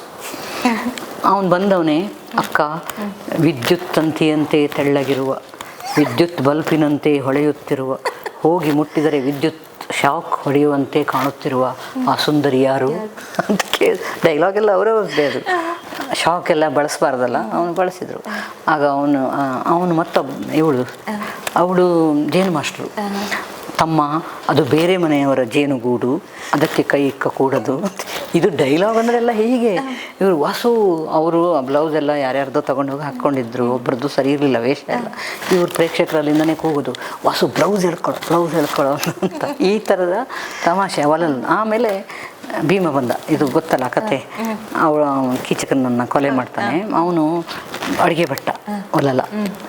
ನಮ್ಮ ಮನೆಯಲ್ಲಿ ಅನ್ನದ ಚೆರಿಗೆ ಅಂತ ಹೇಳ್ತೀವಿ. ನೀವು ಅನ್ನ ಮಾಡೋ ದೊಡ್ಡ ಪಾತ್ರೆಗೆ ಅಂತ ಹೇಳ್ತೀವಿ, ಚೆರಿಗೆ ಅಂತ ಹೇಳ್ತೀರಾ? ನಾವು ಚೆರಿಗೆ ಎಲ್ಲ ಹೇಳುದು ಅದಕ್ಕೆ. ಭೀಮನ ಕರ ಹೇಳುದು ನುಪ್ಪುದ ಕರ. ಅದೇ ಅದನ್ನು ತಗೊಂಡು ಹೋಗಿದ್ದ ಅವನು ಅದನ್ನೆಲ್ಲ ಹಿಡ್ಕೊಂಡು ಏನೋ ಕ್ಯಾರೆಟಿನ ಸರ ಎಲ್ಲ ಅಡುಗೆ ಭಟ್ಟ ಅಂತ ತೋರಿಸ್ಕೊಳ್ಳಿಕ್ಕೆ ಅದೆಲ್ಲ ಹಾಕ್ಕೊಂಡು ಬಂದಿದ್ದ. ಬಂದವನು ಬಂದ, ಕೀಚಕ ಬಂದ. ಅವರಿಬ್ಬರಿಗೆ ಹೊಡೆದಾಟ ಕೊಲ್ತಾನಲ್ಲ ಇವನಿಗೆ ಸಿಟ್ಟು ಬಂದ ಹಾಗೆ ತೋರಿಸೋದು. ಆ ಚೆರಿಗೆನ ಒಂದ್ಸಲ ನೆಲಕ್ಕೆ ಕೊಟ್ಟೋದು, ಒಂದ್ಸಲ ಕೀಚಕನಿಗೆ ಕೊಟ್ಟೋದು, ಮತ್ತೆ ಕೊಟ್ಟೋದು. ಅವನಿಗೆ ಜೀವ ಹೋಗೋ ಅಷ್ಟು ಭಯ. ನಿಜ ಹೊಡಿಬೇಡ ಮರೆಯ, ನಿಜ ಹೊಡಿಬೇಡ ಅಂತ ಅವನು ಹೇಳೋದು. ಇವನಿಗೆ ಅಷ್ಟು ಅವನನ್ನು ಸೋಲಿಸಿ ಕಳಿಸ್ತೇವೆ ಅಂತ ಬೇರೆ ಚಾಲೆಂಜ್ ಹಾಕ್ಕೊಂಡು ಬಂದಿದ್ದಾನಲ್ಲ. ಇದು ಮುಗಿಯುತ್ತಾರಲ್ಲ, ನಮ್ಮ ಅಮ್ಮನಿಗೆ ಭಯ ಅಂತದ್ದು ಹೊಸ ಚೆರಿಗೆ. ಇವನು ಅದನ್ನು ನಪ್ಪಿಸಿ ಹಾಕ್ತಾನೆ. ಈ ಗಂಪು ಗಣಪತಿ ಅಂತ, ಈ ಗಂಪು ಅದು ಹೊಸ ಚೆರಿಗೆ ಸಾಕು, ಅಲ್ಲಿಗೆ ಬಿಡು, ಅದ್ರಲ್ಲಿ ಕುಟ್ಟಿ ಮುದ್ದೆ ಮಾಡಬೇಡ ಅಂತ ಹೇಳಿದ್ಮೇಲೆ ಅವನಿಗೊಂಥರ ಆವೇಶ ಇಳಿದು ಕಣ್ ಪಿಳಿ ಬಿಟ್ಟಿದ್ದ. ಹಾಗೆ ವಲಲ ಪ್ರತಾಪ ಬರೆದಿದ್ದು ನಮ್ಮೂರಲ್ಲಿ ನಡೆದ ಯಕ್ಷಗಾನದ್ದು ಅಂತ. ಹಾಸ್ಯ ಲೇಖನ ಬಿಟ್ಟು ನೀವು ಗಂಭೀರ ಕಾದಂಬರಿಗಳ ಹತ್ರ ಏನಾದರೂ ಮನಸ್ಸು ಮಾಡಿದ್ರ? ಗಂಭೀರ ಕಾದಂಬರಿ ಬರೋದಿಲ್ಲ. ನನ್ನ ಗಂಭೀರ ಲೇಖನಗಳ ಅದು ಬರೆದಿದ್ದೀನಿ. ಅಂಕಣಗಳು ಹಾಸ್ಯ ಲೇಖನ ಏನಾಗಿರಲಿಲ್ಲ ಅವು. ಅದೇ ಉದಯವಾಣಿಲಿ ಲಘು ಬಗೆ ಅಂತ ಬರೆದೆ. ಅಷ್ಟು ಪತ್ರಿಕೆಗಳು. ಲಂಕೇಶು ನನಗೆ ಫಸ್ಟ್ ಅಂಕಣ ಕೊಟ್ಟವರು. ಮಂಗಳೂರ ಮುಗುಳ್ನಗೆ ಅಂತ. ಸ್ವಲ್ಪ ಸರಸವಾಗಿ ಬರೆಯೋದು. ನಿಮಗೆ ಈಗ ಹಾಸ್ಯ ಬರವಣಿಗೆಕಾರರಲ್ಲಿ ನಿಮಗೆ ಯಾರು ಇಷ್ಟವಾದ ಲೇಖಕರು? ಹಾಗೆಯೇ ಗಂಭೀರ ಲೇಖನಗಳಲ್ಲಿ ಯಾರು ಇಷ್ಟವಾದಂತಹ ಲೇಖಕರು? ಗಂಭೀರವಾಗಿ ಬರೆಯುವಾಗ ಡಾಕ್ಟರ್ ಅನುಪಮ ನಿರಂಜನ್ ಹೆಸರು ಕೇಳಿದ್ದೀರಲ್ಲ, ಅವರು ನನ್ನ ಒಂಥರದಲ್ಲಿ ಇದಾಗಿದ್ರು. ಅವರು ಮೆಂಟರ್ ಅಂತ ಹೇಳ್ತಾರಲ್ಲ. ನನ್ನ ಶುರುವಿನ ಪುಸ್ತಕನ ಮುಗುಳು ಓದಿ ನನಗೆ ಅವರು ಟೆಲಿಗ್ರಾಮ್ ಕೊಟ್ಟಿದ್ರು. ಆಗ ಟೆಲಿಗ್ರಾಮ್ ಅಲ್ಲ, ಫೋನ್ ಎಲ್ಲ ಇಲ್ಲವಲ್ಲ. ನಿನ್ನ ನೆಕ್ಸ್ಟ್ ಪುಸ್ತಕವನ್ನು ಹಿಡಿದುಕೊಂಡು ಬೆಂಗಳೂರಿಗೆ ಬಾ ಅಂತ ಕೊಟ್ಟಿದ್ರು. ನಮ್ಮೂರಿಗೆ ಒಂದು ಟೆಲಿಗ್ರಾಮ್ ಬಂತು ಅಂದರೆ ಇಡೀ ಹಳ್ಳಿ ಬರೋದು ಅಂಗಳಕ್ಕೆ. ಟೆಲಿಗ್ರಾಮ್ ಬಂತಂತೆ, ಏನು ಇಂಥ ವಿಷಯ ಅಂತ. ಹಾಗೆ ನಾನು 2ನೇ ಬುಕ್ಕು ನಕ್ಕು ಹಗುರಾಗಿ ಅಂತ ಅದನ್ನು ಹಿಡ್ಕೊಂಡು ನಾನು ಬೆಂಗಳೂರಿಗೆ ಹೋಗಿದ್ದೆ. 2ನೇ ಪುಸ್ತಕ ಅವರು ಮುನ್ನುಡಿ ಬರೆದಿದ್ದು. ಹೌದು, ಅವರೆಲ್ಲ ಆ ತಲೆಮಾರಿನ ಲೇಖಕಿಯರು ಹೊಸಬರನ್ನ ಮುಂದಕ್ಕೆ ತರೋದಕ್ಕೆ ತುಂಬಾ ಪ್ರೋತ್ಸಾಹ ಕೊಡ್ತಿದ್ರು. ಟಿ ಸುನಂದಮ್ಮ ಹೆಸರು ಕೇಳಿರ್ಬೇಕಲ್ಲ, ಹಾಸ್ಯ ಲೇಖಕಿ, ಏಕೈಕ ಹಾಸ್ಯ ಲೇಖಕಿ ಅವರು ಆಗಿನ ಇದರಲ್ಲಿ. ಅವರು ಮತ್ತೆ ಸುನಂದಮ್ಮ, ಇನ್ನೊಬ್ರು ಕಮಲ ರಾಮಸ್ವಾಮಿ ಅಂತ ಇದ್ರು. ರಾಶಿ ಕಮಲ ರಾಮಸ್ವಾಮಿ ಹಾಸ್ಯ ಬರಹ. ಹೌದು, ಹಾಸ್ಯ. ಅವ್ರು 3 ಜನ ಕೂಡಿಸಿ ನಂಗೊಂದು ಕ್ಲಾಸ್ ತಗೊಂಡಿದ್ರು ಸಾಹಿತ್ಯ ಪರಿಷತ್ತಿನ ಅಂಗಳದಲ್ಲಿ. ಹಾಸ್ಯನೇ ಬರೀಬೇಕು ನೀನು, ಬೇರೆ ಯಾವುದು ಬರೀಬಾರ್ದು, ಮತ್ತೆ ಕೊಡು ನಮಗೆ, ಅಂದರೆ ಒಳ್ಳೇದಿದೆ ಹಾಸ್ಯ. ಬೇರೆ ಬರೀಲಿಕ್ಕೆ ಹೋದ ಕೂಡಲೇ ಈ ಸಾಮಾನ್ಯ ಮಹಿಳೆಯರು ಏನು ಮಾಡ್ತಾರೆ ಅಂದರೆ ಈ ದುರಂತದ ಕಥೆಗಳನ್ನು ಎತ್ಕೊಂಡು ಬರೀತಾರೆ. ಅವರು ತಮ್ಮ ಬದುಕಿನೆಲ್ಲ ಆಗಿದ್ದು ಆಗದೇ ಇದ್ದಿದ್ದು. ಇವರು ಕಾರಂತರು ಬೈತಿದ್ರು, ಶಿವರಾಮ್ ಕಾರಂತರು. ಬಡತನ ಅಂದರೆ ಬಡತನನೇ ವರ್ಣನೆ ಮಾಡೋದು. ಎಷ್ಟಂದರೆ ಚರಂಡಿ ನೀರಿನಲ್ಲಿ ಅವನು ಮುಖ ನೋಡ್ಕೊಂಡು ಕನ್ನಡಿ ಬದಲು ಕೂದಲು ಬಾಚಿಗೋತಿದ್ದ ಅಂತ ಅಷ್ಟು ಅವಾಸ್ತವವಾಗಿ ಬರೀತಾರೆ ಅಂತ ತಮಾಷೆ ಮಾಡ್ತಿದ್ರು ಇವರು ಶಿವರಾಮ್ ಕಾರಂತ. ಹಾಗೆ ನಿಮಗೆ ಒಡನಾಟ ಇತ್ತು? ಹಾಂ, ಸ್ವಲ್ಪ. ನಾನು ಇಲ್ಲಿ ಬಂದಾಗ ಮಾತ್ರ, ತುಂಬ ಇರಲಿಲ್ಲ. ಕಾಲೇಜಿಗೆ ಕರೆಸಿದ್ವಿ. ಹೌದು, ಅದು ಅವ್ರದ್ದು ತುಂಬ, ಅಂದರೆ ಅವ್ರದ್ದು ತುಂಬ ಕಡಲ ತೀರ್ಘದ ಭಾರ್ಗವ ಅಂತಾರಲ್ಲ, ಅವರಿಗೆ ಸಿಟ್ಟು ಬರ್ತಿತ್ತು ಈ ಡೋಂಗಿ ಮಾತೆಲ್ಲ ಆಡಿದರೆ. ಅವ್ರನ್ನ ಪರಿಚಯ ಮಾಡುವಾಗ ಯಾರೋ ಒಬ್ಬರು ಇವರಿಗೆ ಭಾಷಣ ಮಾಡುವ ಕಲೆ ರಕ್ತಗತವಾಗಿ ಬಂದಿದೆ ಅಂತ ಹೇಳ್ಬಿಟ್ಟಿದ್ದ. ಅವ್ರಿಗದು ಸಿಟ್ಟು ಬಂತು. ರಕ್ತಗತವಾಗಿ ಬರೋದು 2, ಒಂದು BP, ಇನ್ನೊಂದು ಡಯಾಬಿಟಿಸು. ಬೇರೆ ಎಲ್ಲ ನಾವು ಮಾಡ್ಕೊಳ್ಳೋದು. ಅಂತ ಚೆನ್ನಾಗಿ ಬೈದ್ಬಿಟ್ಟಿದ್ರು ನನಗೆ. ಅವ್ರ ಹತ್ರ ಬೈಸ್ಕೊಳ್ಳೋದು ಅಂದ್ರೆ ಒಂಥರ ಚೆನ್ನಾಗಿರೋದು. ನನ್ನ ಪೂರ್ಣಚಂದ್ರ ತೇಜಸ್ವಿ ಅವರು ಅವರು ಸಹ ತುಂಬ ನಮ್ಮ ಕಾಲೇಜಿಗೆ ಕರೆಸಿದ್ವಿ ನಾವು ಅವ್ರನ್ನ. ಅವರು ಬೈಯೋದು ಮಜಾ ಅವ್ರ ಹತ್ರ. ನಾನು ಅದನ್ನು ಹೇಳಿದ್ದೆ, ಸರ್ ನಾವು ನಿಮ್ಮ ಕಲಾತ್ಮಕವಾದ ಬೈಗಳನ್ನು ಅನುಭವಿಸಲು ಸಿದ್ಧರಿದ್ದೇವೆ, ನಮಗೊಂದು ಸ್ವಲ್ಪ ಬೈದ್ಬಿಟ್ಟು ಭಾಷಣ ಶುರು ಮಾಡಿ ಸರ್ ಅಂತ ಹೇಳಿದ್ದೆ ನಾನು. ಯಾರಯ್ಯ ಅವಳು ಅಂತ ಕೇಳಿದ್ರಂತೆ. ಹಾಗೆ ತುಂಬ ಸೆನ್ಸ್ ಆಫ್ ಹ್ಯೂಮರ್. ಕುವೆಂಪು ಅವರ ಮಗ. ನಾನು ಕುವೆಂಪು ನೋಡಿಲ್ಲ, ಬೇಂದ್ರೆ ಅವರನ್ನು ನೋಡಿದ್ದೇನೆ, ಧಾರವಾಡದಲ್ಲಿದ್ವಲ್ಲ ಆಗ. ಅಲ್ಲಿ ಧಾರವಾಡದಲ್ಲಿ ಒಂಥರದ ಬೇರೆ ಥರ ಅಲ್ಲಿಯ ಕವಿಗಳು.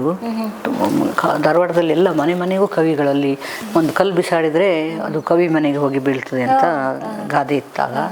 ಅಲ್ಲಿ ಚೆನ್ನವೀರ ಕಣವಿ, ದ.ರಾ ಬೇಂದ್ರೆ ಅಂತೂ ಆಯ್ತಲ್ಲ, ಕುರ್ತಕೋಟಿಯವರು, NK, ನನ್ನ ಗುರು ಪಾವೆಮಾಚಾರ್ಯರು, ಅಲ್ಲಿ ತುಂಬ ಜನ ಇದ್ರು. ಹೌದು, ಬಿಜಿ ಅವರ ಪ್ರಶಸ್ತಿ ಸಿಕ್ಕಿದೆ. ಬಿಜಿ ಅವ್ರು ನಾನು ಭೇಟಿ ಮಾಡಿಲ್ಲ. ಇಲ್ಲ ಬಿಜಿ ಪ್ರಶಸ್ತಿ ನನಗೆ 3 ಸಲ ಸಿಕ್ಕಿದೆ. ಹೌದು, ಅದು ಸಿಕ್ಕಿದೆ. ಇಲ್ಲಿ ತುಳುನಾಡಲ್ಲಿ ಕೈಯಾರ ಕಿಂಜಣ್ಣರಯ್ಯ ಅವರು, ಅವ್ರನ್ನ ಭೇಟಿ ಮಾಡಿ ಮನೆಗೆಲ್ಲ ಹೋಗಿದ್ವಿ. ಕಾಲೇಜಿಗೆ ನಾನು ಕರೆಸಿ ಭಾಷಣ ಮಾಡಿಸ್ತಿದ್ವಿ. ಒಳ್ಳೊಳ್ಳೆಯ ಜನರೆಲ್ಲ ಬಂದಿದ್ರು. ರಾಮಕೃಷ್ಣ ಶಾಸ್ತ್ರಿ ಅವರು, ಪಂಡಿತ್ ರಾಮಕೃಷ್ಣ ಶಾಸ್ತ್ರಿ, ಅದೇ ಅವರನ್ನು ಗೊತ್ತು. ಇಲ್ಲಿಯವರನ್ನೆಲ್ಲ ನಾನು ಭೇಟಿ ಆಗಿದ್ದೇನೆ. ನಾನು ಆಯಾ ಊರಿಗೆ ಭಾಷಣಕ್ಕೆ ಹೋಗ್ತಿದ್ನಲ್ಲ, ಹೋದಾಗ ಅಲ್ಲಲ್ಲಿ ಎಲ್ಲರನ್ನು, ವೈದೇಹಿಯವರು, ಮಣಿಪಾಲಲ್ಲಿ ಅವರು, ನಾವು ತುಂಬ ಒಡನಾಡಿದ್ದೇವೆ. ಹೌದು, ನಾವು ಬೇರೆ ಕಡೆ ಎಲ್ಲ ಹೋಗುವಾಗ ಒಟ್ಟಿಗೆ ಹೋಗೋದು ಅಂಥದ್ದೆಲ್ಲ ಮಾಡ್ತೀವಿ. ಮತ್ತು ಇಲ್ಲೂ ತುಂಬ ಜನ ಇದ್ದಾರಲ್ಲ ನಮ್ಮಲ್ಲಿ, ಚಂದ್ರಕಲಾ ನಂದಾವರ ಅಂತ ಗಣಪತಿ ಕಾಲೇಜ್ ಪ್ರಿನ್ಸಿಪಾಲ್ ಆಗಿದ್ದರು. ಹೌದು, ಉಷಾರ್ ರೈ ಅಂತ ಅವರು ತುಂಬ ಇಲ್ಲೂ ಇದ್ದಾರೆ. ನಾನು ಅಂದರೆ ತುಂಬ ಆ್ಯಕ್ಟಿವ್ ಆಗಿ ನಮ್ಮ ಕರಾವಳಿ ಲೇಖಕಿಯರ ಸಂಘ ಇದೆ, ನಾನು ಓಡಾಡ್ತಾ ಇರೋದ್ರಿಂದ ಹೆಚ್ಚು ಅಂದರೆ ರೆಗ್ಯುಲರ್ ಆಗಿ ಅವರೊಟ್ಟಿಗೆ ಅಷ್ಟೇ ಇದೆ ಪರಿಚಯ, ಎಲ್ಲರದ್ದು ಇದೆ ಆ ಥರದ್ದು. ಹೌದು. ನಿಮಗೆ ಭುವನೇಶ್ವರಿ ಹೆಗಡೆ ಅಂತ ತಂದೆ ತಾಯಿಗೆ ಮೊದಲೇ ಗೊತ್ತಿತ್ತೇನು ನೀವು ಕನ್ನಡ ತಾಯಿಯ ಸೇವೆ ಮಾಡ್ತೀರಿ ಅಂತ? ಹಾಗಾಗಿ ಭುವನೇಶ್ವರಿ ಹೆಗಡೆ ಅಂತ ಹೆಸರಿಟ್ರ? ಅಲ್ಲ, ನಮ್ಮ ಊರಲ್ಲಿ ಭುವನಗಿರಿ ಅಂತ ಒಂದು ಊರದು, ಅಲ್ಲಿ ದೇವಿ ಭುವನೇಶ್ವರಿ. ಅದೀಗ ಕನ್ನಡ ಭುವನೇಶ್ವರಿ ಅಂತ ಡಿಕ್ಲೇರ್ ಮಾಡಿದ್ದಾರೆ. ನಾವು ಭುವನೇಶ್ವರಿ ಅಂತ ಹೆಸರು ಕೇಳೋದು ಬಾರಿ ಕನ್ನಡ. ಹೌದು, ಕಡಿಮೆ. ನಾನು ಕೇಳಲಿಲ್ಲ ಇಷ್ಟವರೆಗೆ ಭುವನೇಶ್ವರಿ ಅಂತ. ಇಲ್ಲ, ಇವರು ಡುಂಡಿರಾಜ್ ಒಂದು ಕವನ ಬರೆದಿದ್ದಾರೆ. ಯಾವುದರಲ್ಲಿ ಇದಲ್ಲ, ನೋಡಿ, ಇದು ನನಗೆ ಇದರಲ್ಲಿ ಬರ್ಕೊಟ್ಟಿದ್ದಾರೆ. ನನ್ನದು ಎಲ್ಲ ವರಿಗಳನ್ನು ಹೋಗಲಾಡಿಸುವವಳು ಭುವನೇಶ್ವರಿ ಅಂತ. ನಗುವನ್ನ ವರಿ ಹೋಗ್ಲಿಕ್ಕೆ ಮಾಡ್ತಾರಲ್ಲ, ಹಾಗೆ ಬರೆದಿದ್ರು ಅವರು. ಭುವನೇಶ್ವರಿ. ಡುಂಡಿರಾಜ್ ಸರ್ ಮತ್ತೆ ನಿಮ್ಮೊಟ್ಟಿಗೆ ಅವರದ್ದು ಕೂಡ ಒಡನಾಟ ಇತ್ತು? ತುಂಬ ಚೆನ್ನಾಗಿ ನಮ್ಮದು. ಅಂದರೆ ಅವ್ರು ಇಲ್ಲಿದ್ದರು ಕಾರ್ಪೊರೇಷನ್ ಬ್ಯಾಂಕಲ್ಲಿ ಮಂಗಳೂರಲ್ಲಿದ್ದಾಗ ನಮ್ಮನ್ನು ಜಂಟಿಯಾಗಿ ಕರೆಯೋರು ತುಂಬ ಕಡೆ. ಅವರು ಪದ್ಯದಲ್ಲಿ, ನನ್ನ ಗದ್ಯದಲ್ಲಿ, ನನ್ನ ಭಾಷಣ, ಅವ್ರದ್ದು ಕವಿತೆ ಅಲ್ಲ. ನಾವು ತುಂಬ ಈ ಸಮ್ಮೇಳನಗಳಿಗೆ, ರೋಟರಿ ಅಂಥದ್ದಕ್ಕೆ ಎಲ್ಲ ತುಂಬ ಹೋಗಿದ್ದೇವೆ ಒಟ್ಟಿಗೆ. ಈಗಲೂ ನಾವು ಕಾಂಟ್ಯಾಕ್ಟಲ್ಲಿ ಇದ್ದೇವೆ ಆ ಥರ. ಹೌದು, ನನ್ನ ಈ ಸಮ್ಮೇಳನಕ್ಕೆ ನಾವು ಇಲ್ಲಿ ಸಮ್ಮೇಳನ ಆಯ್ತಲ್ಲ ಈ ವರ್ಷ. ಹೌದು. ಈಗಿನ ಮಕ್ಕಳಿಗೆ ಈಗ ಕನ್ನಡ ಓದಿನಲ್ಲಿ, ಬರವಣಿಗೆಯಲ್ಲಿ ಆಸಕ್ತಿ ಬೆಳೆಸಬೇಕಿದ್ರೆ ಏನು ಮಾಡಬೇಕು ಮೇಡಮ್ ಹೇಳ್ತೀರಾ? ಮನೆಯಲ್ಲಿ ಓದಬೇಕು. ನಾನು ಯಾವಾಗ ಹೇಳೋದು, ಮನೆಯಲ್ಲಿ ಅಪ್ಪ ಅಮ್ಮ ಕೈಲಿ ಪುಸ್ತಕ ಹಿಡ್ಕೊಂಡ್ರೆ ಮಗು ಹಿಡ್ಕೊಳ್ತದೆ, ಅಪ್ಪ ಅಮ್ಮ ಮೊಬೈಲ್ ನೋಡಿದ್ರೆ ಮಗು ಮೊಬೈಲ್. ಅದಕ್ಕೆ ನಾನು ಮಕ್ಕಳನ್ನ ಬೈಯೋದೇ ಇಲ್ಲ. ತಂದೆ ತಾಯಿಗಳು ಓದಬೇಕು. ಒಂದು ಪುಸ್ತಕ ಇದನ್ನು ಓದಿ ಹೇಳೋದು, ಸಂಜೆ ಹೊತ್ತಿಗೆ ಕೂತ್ಕೊಂಡು ಏನೋ ಕತೆ ಹೇಳೋದು, ಅದನ್ನೆಲ್ಲ ನಾವು ಪ್ರಜ್ಞಾಪೂರ್ವಕವಾಗಿ ಮಾಡಿಯೇ ಬೆಳೆಸಬೇಕಲ್ಲದೆ ಮಕ್ಕಳನ್ನು ನೀನು ಮೊಬೈಲ್ ಹಿಡಿದು ಹಾಳಾದೆ ಅಂತ ಅವನಿಗೆ ಬೈದರೆ ಅದು ಮತ್ತು ಅಡ್ವರ್ಸೇ ಆಗ್ತದೆ. ತಂದೆ ತಾಯಿ ಈಗ ಕಡಿಮೆ ಆಗಿದೆ. ನಾನು ಹಳ್ಳಿಗೆ ಹೋದಾಗೆಲ್ಲ ಆರಾಮ್ ಟಿ ವಿ ಹಾಕ್ಕೊಂಡು ಎಲ್ಲ ಧಾರಾವಾಹಿ ನೋಡೋದು. ಅದರಲ್ಲಿ ಏನೋ ಕೆಟ್ಟ ಸೀನು, ಕೊಳಕು ಸೀನು, ಎಂಥದ್ದು ಇಲ್ಲಿ ತೆಗೆಯೋದಿಲ್ಲ, ಕೂತ್ಬಿಡ್ತಾರೆ. ಮಕ್ಕಳ ಹತ್ರ ಹೋಗ್ಯಾ ಓದ್ಕೇಳ ಅಂತ ಬೈಯೋದು ಮಕ್ಕಳನ್ನು. ಅವು ಹೋದ್ ಮತ್ತೆ ಬರ್ತವೆ ಈಚೆ. ಅದಕ್ಕೆ ನಮ್ಮ ಇದರಲ್ಲಿ ದೇವಸ್ಥಾನದಲ್ಲಿ, ಶಾಲೆಯಲ್ಲೆಲ್ಲ ಭಾಷಣ ಇಡಿಸ್ತಾರೆ. ನಾವು ಹೋದರೆ ಭುವನಕ್ಕ ಬಂದಿದ್ದಾಳೆ ಅಂತ ಒಂದು ಭಾಷಣ ಇಡಿಸಿದರೆ ನಾನು ಇದನ್ನೇ ಹೇಳೋದು, ನಿಮಗೆ ಸಿಟ್ಟು ಬಂದರೂ ಬರ್ಬೋದು, ಮಕ್ಕಳ ಎದುರಿಗೆ ಅದನ್ನು ನೀವು ಕಡಿಮೆ ಮಾಡ್ಕೊಳ್ಳಿ. ನೀವು ಧಾರಾವಾಹಿ ನೋಡ್ತೇವೆ, ನೀನು ಓದ್ಕೊ ಅಂದರೆ ಮಗು ಎಂತ ಹೋಗ್ತದೆ ಅಂತ. ಈ ಥರದ್ದು ತಂದೆ ತಾಯಿ ಮಾಡಬೇಕು. ಎಷ್ಟೋ ಸಲ ಫೇಲ್ ಆಗ್ತದೆ ತಂದೆ ತಾಯಿದು ಪ್ರಯೋಗ, ಆದರೆ ಬಿಡದೆ ಮಾಡೋ ಪ್ರಯತ್ನವನ್ನು ಅಂತ ಮಾಡಲೇಬೇಕು ಮಕ್ಕಳಿಂದ. ಇಲ್ಲಾಂದರೆ ಆಯಿತು, ನಮ್ಮ ಭಾಷೆ ಹೋಯಿತು ಅಂದರೆ ನಮ್ಮ ಕಲ್ಚರ್. ನಿಮ್ಮ 26ನೇ ಸಾಹಿತ್ಯ ಸಮ್ಮೇಳನದಲ್ಲಿ ಕೂಡ ಇದೇ ಇಂತಹ ಕೆಲವು ವಿಷಯಗಳು ಹಲವಾರು ಸರಿ ಪ್ರಸ್ತಾಪ ಆಗಿದೆ ಅಂತ ಹೌದು, ಇದನ್ನು ಹೇಳಿದ್ದೇನೆ ನಾನು. ಮತ್ತು ಓದುವ ಅಭ್ಯಾಸ ಈಗ ನಮ್ಮ ಇಲ್ಲೊಂದು ಲೈಬ್ರರಿ ಇದೆ, ಶಾಸ್ತ್ರಿ ಲೈಬ್ರರಿ ಅಂತದು, ಪಬ್ಲಿಕ್ ಲೈಬ್ರರಿ, ಫ್ರೀ ಲೈಬ್ರರಿ. ಅವರು ಶಾಸ್ತ್ರಿಗಳು ಅಂತ ದೊಡ್ಡ ವೈದ್ಯರಾಗಿದ್ದರು. ಈಗ ತಲೆಮಾರು ಅವ್ರ ಅಣ್ಣ ತಮ್ಮ ಎಲ್ಲ ಇದ್ದಾರೆ. ಅದೇ ಕಾಂಪೌಂಡಲ್ಲಿ ಇದೆ ಅದು. ನಾನು ದಿನ ಹೋಗ್ತೀನಿ ಸಂಜೆ ಅಲ್ಲಿ ಹೋಗಿ ಕೂತು ಓದಿ. ಅದೊಂಥರ ಫುಲ್ ಹಸಿರಿದೆ, ಮರ ಗಿಡ ಎಲ್ಲ ಇದೆ. ಅವರೆಲ್ಲ ಈ ಆಯುರ್ವೇದ ಗಿಡಗಳನ್ನೆಲ್ಲ ಬೆಳೆಸ್ಕೊಂಡಿದ್ದಾರೆ, ತುಳಸಿ ಇದೆ. ಅಲ್ಲಿ ಹೋದರೆ ಒಂಥರ ಸಸ್ಯ ಇದಕ್ಕೆ ಹೋದಂಗೆ ಆಗ್ತದೆ. ಪುಸ್ತಕ ಓದಿ, ಪೇಪರ್ ಓದಿ ಬರ್ತೇವೆ ನಾವು. ನಂದು ಹೊಸ ಪುಸ್ತಕ ಬಂದು ತೊಗೊಂಡೋಗಿ ಕೊಡ್ತೇನೆ, ಇಡು ಇದನ್ನು ಅಂತ. ಅದು ಊರಿಗೆ ಹಳ್ಳಿಯವರು, ಸಿಟಿಯವರಿಗೆ ಪುರ್ಸೊತ್ತೇ ಇರೋದಿಲ್ಲಲ್ಲ. ಹಳ್ಳಿಯವರು ಈಗ ಟಿ ವಿ ಮತ್ತು ಮೊಬೈಲಿಗೆ ದಾಸರಾಗಿ ಹೋಗಿದ್ದಾರೆ. ನಂಗೆ ಅದು ಭಾರಿ ಬೇಜಾರು. ಅದಕ್ಕೆ ನಾನು ಲೈಬ್ರರಿ ಮಾಡಬೇಕು ಇಂಥರದ್ದು ಫ್ರೀ ಅಂತ ನನ್ನ ಇದರಲ್ಲಿ ಅಧ್ಯಕ್ಷ ಸ್ಥಾನದಿಂದ ಹೇಳಿದ್ದೆ ನಾನು. ಇದರಲ್ಲಿ ಹಳ್ಳಿಗಳಲ್ಲಿ ಲೈಬ್ರರಿ ಮಾಡಬೇಕು. ಹೌದು, ಈ ಪೇಟೆಗಳಲ್ಲೂ ಇರಬೇಕು ಪಬ್ಲಿಕ್ ಲೈಬ್ರರಿಗಳು, ಹೋಗಿ ಓದುವ. ಹಳ್ಳಿಗಳಲ್ಲಿ ಈಗ ಗೌರ್ಮೆಂಟ್ ಲೆಕ್ಕದಲ್ಲಿ ಇಡ್ತಾರಲ್ಲ ಮೇಡಮ್, ಪಂಚಾಯತಿ ಇಡ್ತಾರೆ. ಅದು ಅದರಲ್ಲಿ ಇವರಿಗೆ ಬೇಕಾದ ಬುಕ್ಕೇ ಇರೋದಿಲ್ಲ. ಯಾವುದೋ ಒಂದು ಇದಕ್ಕಾಗಿ ತಂದು ಹಾಕಿದ ಪುಸ್ತಕಗಳು ಅವ್ರನ್ನ ನೆಟ್ಟಿಗೆ ಇಟ್ಟಿರೋದಿಲ್ಲ. ಇಲ್ಲಿ ಲೈಬ್ರರಿ ಚೆನ್ನಾಗಿದೆ, ನಮ್ಮ ಬಾವುಟೆ ನಿಮ್ಮ ಕಾಲೇಜ್ ಪಕ್ಕದಲ್ಲಿ ಚೆನ್ನಾಗಿದೆ. ಅದು ಎಲ್ಲವೂ ಮೇಂಟೈನ್ ಮಾಡೋದಿಲ್ಲ. ಹೌದು, ಮತ್ತೆ ಇದ್ರೆ ಹೋಗೋದು ಇಲ್ಲ. ಈಗ ಜನ ಅವ್ರನ್ನ ಕೇಳಿದ್ರೆ ಜನ ಬರೋದಿಲ್ಲ ಅಂತಾರೆ. ಹೌದು, ಓದೋದಿಲ್ಲ ಅಂತ. ಪುಸ್ತಕದ ಅಂಗಡಿಯವ್ರನ್ನ ಕೇಳಿದ್ರೆ ಪುಸ್ತಕ ಮಾರಾಟ ಆಗೋದಿಲ್ಲ ಅಂತಾರೆ. ಹೌದು, ಅದು ಬೇರೆ ಒಂದು ಲೋಕ ಅದು. ಅದೇ ಬೇರೆ. ಆದರೆ ನನ್ನ ಹಂಬಲ್ ರಿಕ್ವೆಸ್ಟ್, ಟೀಚರ್ಸು, ಲೆಕ್ಚರರ್ಸು ಅವರಿಗೆ ಲೀಜರ್ ಟೈಮನ್ನು ಓದಲಿಕ್ಕೆ ಬಳಸ್ಕೊಳ್ಳಿ ಅಂತ. Be connected with the world, literary world. ಈಗ ನನಗೆ ನಿಮ್ಗೆ ಖುಷಿ ಆಯಿತು, ನಿಮ್ಮ ಸಬ್ಜೆಕ್ಟು ಕನ್ನಡ ಅಲ್ಲ, ಕೆಮಿಸ್ಟ್ರಿ ಅಲ್ಲ.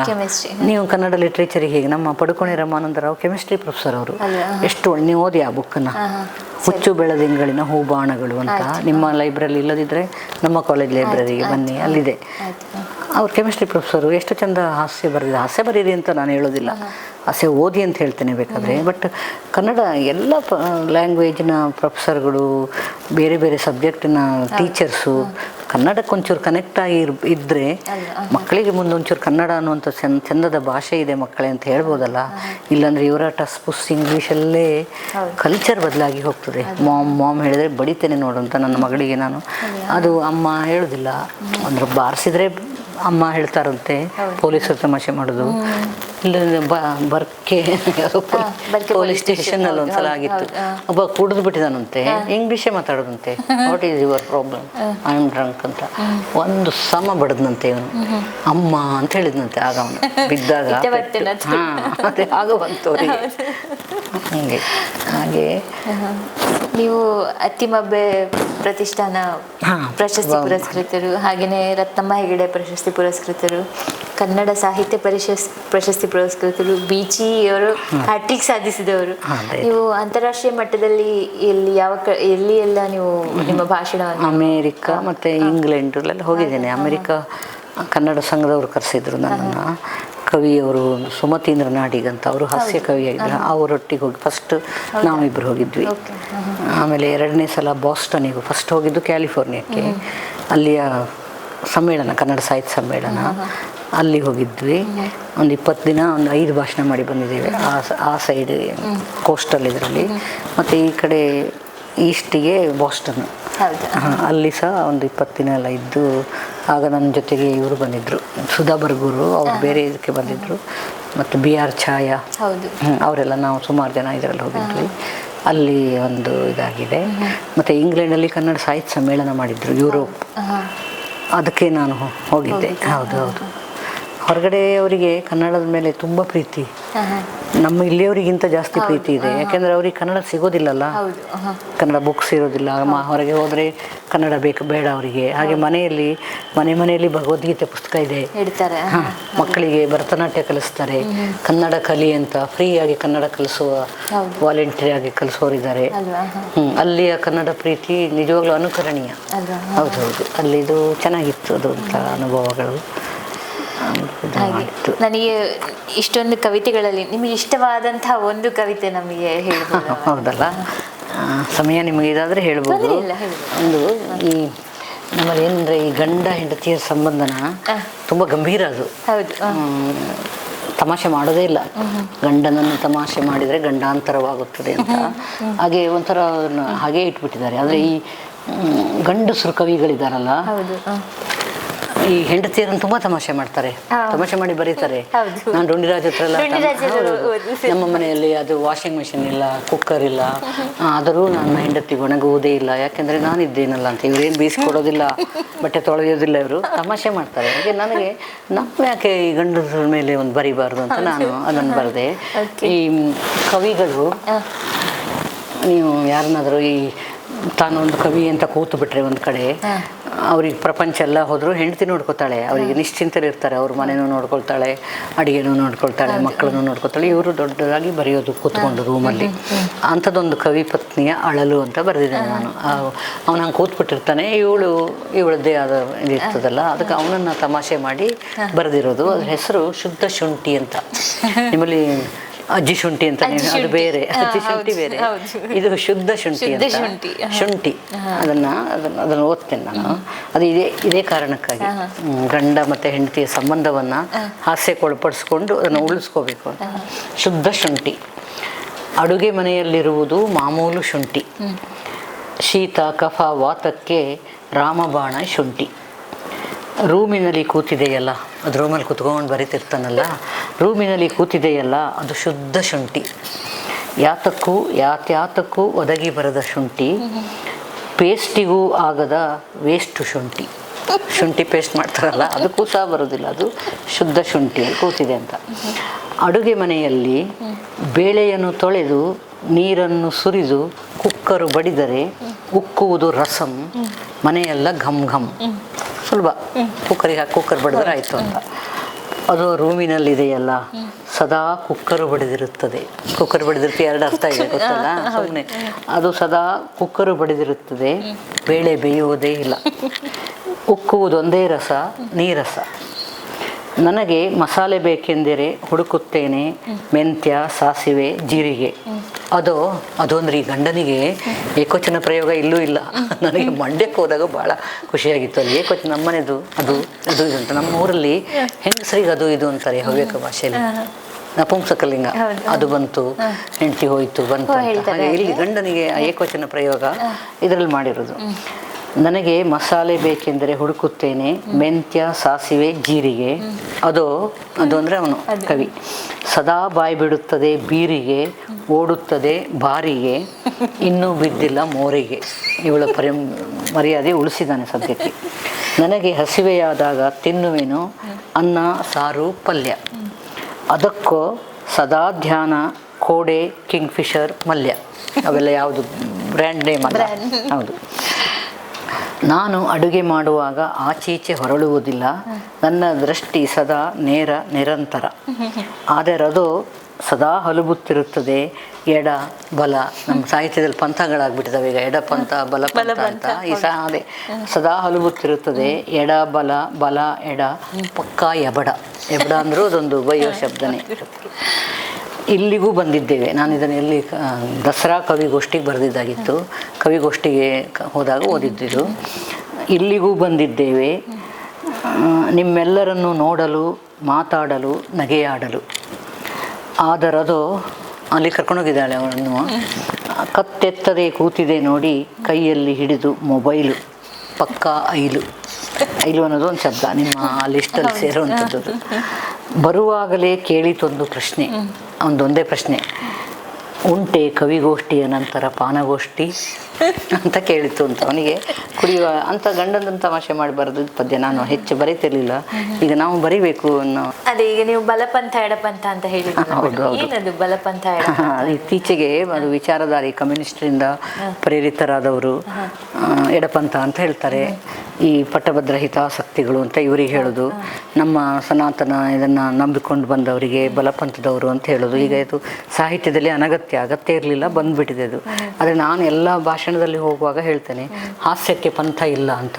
ನಮಗೆ ಎಡಪಂಥದವರು ನಗಬೇಕು, ಬಲಪಂಥದವರು ನಗಬೇಕು. ನಮಗೆ ಮನುಷ್ಯರು ಬೇರೆ, ನಾವು ಜಾತಿ ಮತ ಧರ್ಮ ಯಾವುದೂ ನಮಗೆ ಬೇಡವೇ ಹಾಸ್ಯ ಲೇಖಕರಿಗೆ. ನಂದು ಎರಡೇ ಪ್ರಕಾರ, ಒಂದು ನಗುವವರು, ನಗುವನ್ನು ಇಷ್ಟಪಡೋರು, ಇನ್ನೊಂದು ನಗಲರಿಯದವರು, ಅವ್ರಿಗೆ ನಗು ಬೇಕಾಗಿರೋದಿಲ್ಲ. ಅವು ಎರಡು ಬಿಟ್ಟರೆ ನಮಗೆ ಬೇರೆ ಗೊತ್ತಿಲ್ಲ, ಪಂಗಡಗಳು ಜಾತಿಗಳು ಗೊತ್ತಿಲ್ಲ. ಹಾಸ್ಯಕ್ಕೆ ಪಂಥಗಿಂತ ಇಲ್ಲ ಅದರದ್ದು ಯಾವುದು. ಎಲ್ಲರೂ ನಗ್ತಾ ಇರಬೇಕು. ಮನುಷ್ಯರು ಬದುಕಬೇಕು ಅಂದರೆ ಒಂದು ಬದುಕಿನಲ್ಲಿ ಒಂದು ಏನೋ ಒಂದು ಕಷ್ಟ ಇರ್ತದೆ, ನೋವು ಇರ್ತದೆ, ಅದೆಲ್ಲವನ್ನು ಮರೆತು ನಗನಗ್ತಾ ಬದುಕೋದನ್ನು ಅಭ್ಯಾಸ ಮಾಡ್ಕೋಬೇಕು. ಕಷ್ಟಪಟ್ಟಾದರೂ ಅದನ್ನು ಪ್ರಯತ್ನ ಪಟ್ಟಾದರೂ ಅದು ಮಾಡಿಕೊಂಡ್ರೆ ಬದುಕು ನರಕ ಅಂತ ಆಗೋದಿಲ್ಲ. ಎಲ್ಲರೂ ನೀವು ನರಕ ಅಂದ್ಕೋಬೇಡಿ, ಬೇರೆಯವರಿಗೂ ನರಕ ಅಂತ ಅನ್ನಿಸೋ ಹಾಗೆ ಬಿಹೇವ್ ಮಾಡಬೇಡಿ ಅಂತ ನನ್ನ ಹಾಸ್ಯದ ಏನು ಗುರಿ ಅಂತ ಹೇಳ್ತಾರಲ್ಲ, ಅದೇ ನನ್ನ ಹಾಸ್ಯ ಲೇಖನದ. DVG ಅವರು ಒಂದು ಮಾತು ಹೇಳ್ತಾರೆ, ಉನ್ನತಿಗೆ ನೀನೇರಿದಂತೆ ಜಗ ವಿಸ್ತರಿಸಿ ಸಣ್ಣತನವು ಸವಿಯುವುದು ಅಂತ ಹೇಳಿ. ಅದೇ ಹಾಗೇನೆ ನಿನ್ನ ಉನ್ನತಿಗೆ ಉನ್ನತಿಗೆ ಹೇಗೆ ಏರುವುದು ಅಂತ. ಅದೇ ನಮ್ಮ ಉನ್ನತಿಗೆ ನಾವೇ ಕಾರಣರಾಗಬೇಕು. ಯಾರೋ ಬಂದು ನಮ್ಮನ್ನು ಖುಷಿ ಪಡಿಸ್ತಾರೆ, ಯಾರೋ ನನ್ನನ್ನು ಸುಖವಾಗಿಡ್ತಾರೆ, ಅವನು ಮಾಡಿಲ್ಲ ಇವ್ರು ಮಾಡಿಲ್ಲ. ನಿನ್ನ ಒಳಗಿನ ಸಂತೋಷವನ್ನು ನೀನು ಅರಳಿಸ್ಕೊಳ್ಳೋದಕ್ಕೆ ಏನಿದೆ ನೀನು ಮಾಡ್ಕೊ. ಉಳಿದಿದ್ದು ಲೋಕ ಹೀಗೇ ಇರ್ತದೆ, ಅದನ್ನು ಬದಲು ಮಾಡ್ಲಿಕ್ಕೆ ಸಾಧ್ಯ ಇಲ್ಲ. ನೋವಿದೆ, ಅಲ್ಲಿ ಸ್ಪರ್ಧೆ ಇದೆ, ಸೋಲಿದೆ, ಅವಮಾನ ಇದೆ, ದುಃಖ ಇದೆ, ಮೋಸ ಇದೆ ಇವತ್ತಿನ ದಿನದಲ್ಲಿ.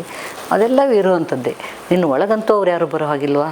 ನಿನ್ನ ಲೋಕ ಅದು, ಆಂತರಿಕ ಲೋಕ. ಅದನ್ನು ಸದಾಕಾಲ ಅರಳಿಸ್ಕೊಂಡಿರೋ ಹಾಗೆ ನೀನು ಮಾಡ್ಕೋ. ಅದಕ್ಕೆ ಏನು ಬೇಕು ಮಾರ್ಗ? ಸಂಗೀತನ, ಸಾಹಿತ್ಯನ, ಕೃಷಿನ, ಯಾವುದು ಆರಿಸ್ಕೋ ಒಂದು ಮಾರ್ಗನ. ಒಂದು ಪ್ರಾಮಾಣಿಕವಾಗಿ ಅದರಲ್ಲಿ ತೊಡಗಿಕೊಂಡ್ರೆ ನಿಮ್ಮ ಒಳಗಿನ ಸಂತೋಷ ತಾನೇ ಬಾಡೋದಿಲ್ಲ. ಬೇರೆಯವ್ರ ಮೇಲೆ ಡಿಪೆಂಡ್ ಆದ ಕೂಡಲೇ ಹೋಯ್ತದು. ಅವರು ನಮ್ಮ ಬಾಸು ಬೈತಾನೆ, ಬೈಲಿ ಬಾಸು. ನಾನು ಆಕಾಶವಾಣಿ ಇದರಲ್ಲೆಲ್ಲ ಅದನ್ನೇ ಹೇಳೋದು, ಬಾಸು ಪ್ರಯೋಗ ಮಾಡಿ, ಬಾಸ್ ಬೈತಾ ಇದ್ದಾಗ ನಗರಿ ನೀವು. ಒಂದು ಮುಗುಳ್ನಾಗೆ ಕೊಟ್ಕೊಂಡು ನಿಂತ್ಕೊಳ್ಳಿ, ಅವನಿಗೆ ಸಿಟ್ಟು ಬರ್ತದೆ ಮತ್ತು ಸಹ. ಬೈದರೆ ಸಹ ನಗ್ತಾರೆ ನೋಡಿ ಇವಳು ಅಂತ. ಆ ಥರದ್ದು ತುಂಬ ಕೀಟ್ಲೆ ಥರ ನಾನು ಕೆಲವು ಮಾಡಿದ್ದೀನಿ, ಸಕ್ಸಸ್ ಆಗಿದೆ ಅದು. ಹೌದೌದು, ಆ ಥರದ್ದು ಸಂತೋಷವಾಗಿರಬೇಕು ಅನ್ನೋದು ಹಾಸ್ಯದ ಮೂಲ ಉದ್ದೇಶ ಅಷ್ಟೇ. ನಿಮ್ಮೊಟ್ಟಿಗೆ ಸಂವಾದ ನಡೆಸಬೇಕು ಅಂತ ನನಗೆ ನನ್ನ ಹಲವಾರು ದಿನಗಳ ಕನಸು ಮೇಡಮ್. ಅದು ನನ್ನ ಕನಸನ್ನು ನನಸು ಮಾಡಿದ್ದಕ್ಕಾಗಿ ನಿಮಗೆ ಮೊದಲನೇದಾಗಿ ನಾನು ನಿಮಗೆ ಧನ್ಯವಾದಗಳನ್ನು ಸಲ್ಲಿಸ್ತೇನೆ ಮ್ಯಾಮ್. ನೀವು ಈ ದೇಶ ಕಂಡ ನೀವು ಅತ್ಯುತ್ತಮ ಹಾಸ್ಯ ಲೇಖನಗಾರರು ನೀವು. ಹಾಗೆಯೇ ಕವಯತ್ರಿ, ಹಾಗೆಯೇ ಅಂಕಣಕಾರ್ತಿ ನೀವು ನಮಗೆಲ್ಲ ಮಾದರಿಯಾದವರು ನೀವು. ನಿಮ್ಮಂತಹ ಒಂದು ಚೈತನ್ಯವನ್ನು ನಮ್ಮ ಈ ಕಾರ್ಯಕ್ರಮದಲ್ಲಿ ನೋಡೋದೇ ನನಗೆ ಭಾಗ್ಯ. ನಿಮಗೆ ಧನ್ಯವಾದಗಳನ್ನು ತಿಳಿಸ್ತಾ ಇದ್ದೇನೆ ಮ್ಯಾಮ್. ಫೋನ್ ಬಂದಾಗ ನನಗೆ 2 ಕಾರಣಕ್ಕೆ ಖುಷಿ ಆಯಿತು. ಒಂದು, ಕೆಮಿಸ್ಟ್ರಿ ಲೆಕ್ಚರರ್ ಅನ್ನೋದು ನಾ ಹೇಳಿದೆ ಅಲ್ಲ, ಕೆಮಿಸ್ಟ್ರಿ ಲೆಕ್ಚರರ್ ಆಗಿ ಸಾಹಿತ್ಯದಲ್ಲಿ ಇಂಟ್ರೆಸ್ಟ್ ತೋರಿಸೋದೇ ದೊಡ್ಡ ವಿಷಯ. ಅದು ನನಗೆ ಒಂದು ದೊಡ್ಡ ಖುಷಿಯ ಸಂಗತಿ. ಆಮೇಲೆ ನಿಮ್ಮ ಕಾಲೇಜಿಗೆ, ಸೆಂಟ್ ಅಲೋಷಿಯಸ್ ಕಾಲೇಜಿಗೆ ಈ ಸಾಹಿತ್ಯದ ಹೆಸರು ಲೋಕದಲ್ಲಿ ಮತ್ತು ಸಾಂಸ್ಕೃತಿಕವಾಗಿ ಒಂದು ಒಳ್ಳೆಯ ಹೆಸರಿದೆ. ಅಂದರೆ ತುಂಬ ಹಿಂದೆ ಕಡಂಗೋಡ್ಲ ಅವರ ಕಾಲದಿಂದ ನಿಮ್ಮಲ್ಲಿ ಕವಿಗಳಾಗಿ ಹೋಗಿದ್ದಾರೆ. ಸ್ಟೂಡೆಂಟ್ಸು ನನಗೆ ಗೊತ್ತು. ನಿಮ್ಮ ಕಾಲೇಜಿನ ಕನ್ನಡ ಸಂಘಕ್ಕೂ ನಾನು ಬಂದು ಭಾಷಣ ಮಾಡಿದ್ದೇನೆ. ಹಾಗೆ ಆ ಕಾಲೇಜಿನ ಒಬ್ಬ ಅಧ್ಯಾಪಕಿ ಬರ್ತಾಳೆ, ಮಾಡಿಸ್ತಾರೆ ಇದನ್ನು ಅಂದರೆ ನನಗೆ ಅದು ಖುಷಿ ಆಯಿತು. ಮತ್ತು ನಮ್ಮದು ಹಾಸ್ಯ ಅಂದ ಕೂಡಲೇ ಇವರಿಂಥದ್ದು ಜೋಕ್ ಹೇಳೋರು ಅನ್ನೋದನ್ನೇ ಹೆಚ್ಚು ನಿರೀಕ್ಷೆ ಮಾಡ್ತಾರೆ. ನೀವು ಆ ಥರ ಒಂದು ಜೋಕ್ ಹೇಳಲಿಲ್ಲ, ಥ್ಯಾಂಕ್ ಯು. ಬರೀ ಜೋಕ್ ಹೇಳಿಬಿಟ್ರೆ ಅದು ಹಾಸ್ಯ. ಹೌದು, ಹಾಸ್ಯದ ಜೋಕ್ ಒಂದು ಫಾರ್ಮ್ ಆಫ್ ಹ್ಯೂಮರೇ, ಬಟ್ ಬರೀ ಜೋಕ್ ಅಲ್ಲ. ಹಾಸ್ಯದ ಹಿಂದೆ ಇಷ್ಟು ಈಗ ನಾವು ಮಾತಾಡಿದ್ವಲ್ಲ, ಅವೆಲ್ಲ ವಿಚಾರಗಳು, ಗಂಭೀರ ಸಂಗತಿಗಳು ಅವೆಲ್ಲ ಇದ್ದಾವೆ. ಅದನ್ನು ಕೇಳಿಸ್ಕೊಂಡ್ರಲ್ಲ ನೀವು ತಾಳ್ಮೆಯಿಂದ, ಮತ್ತು ನಿಮ್ಮ ಪ್ರೇಕ್ಷಕರಿಗೆ ಅದನ್ನು ತಲುಪಿಸ್ತೀರಲ್ಲ, ನಿಮಗೂ ನಾನು ಥ್ಯಾಂಕ್ಸ್ ಹೇಳಲೇಬೇಕು. ಧನ್ಯವಾದಗಳು. ನಿಮ್ಮ ಈ ಕನ್ನಡ ಪ್ರೀತಿ ಮುಂದುವರ್ಕೊಂಡು ಬರಲಿ ಅಂತ ಹಾರೈಸ್ತೇನೆ. ಧನ್ಯವಾದ.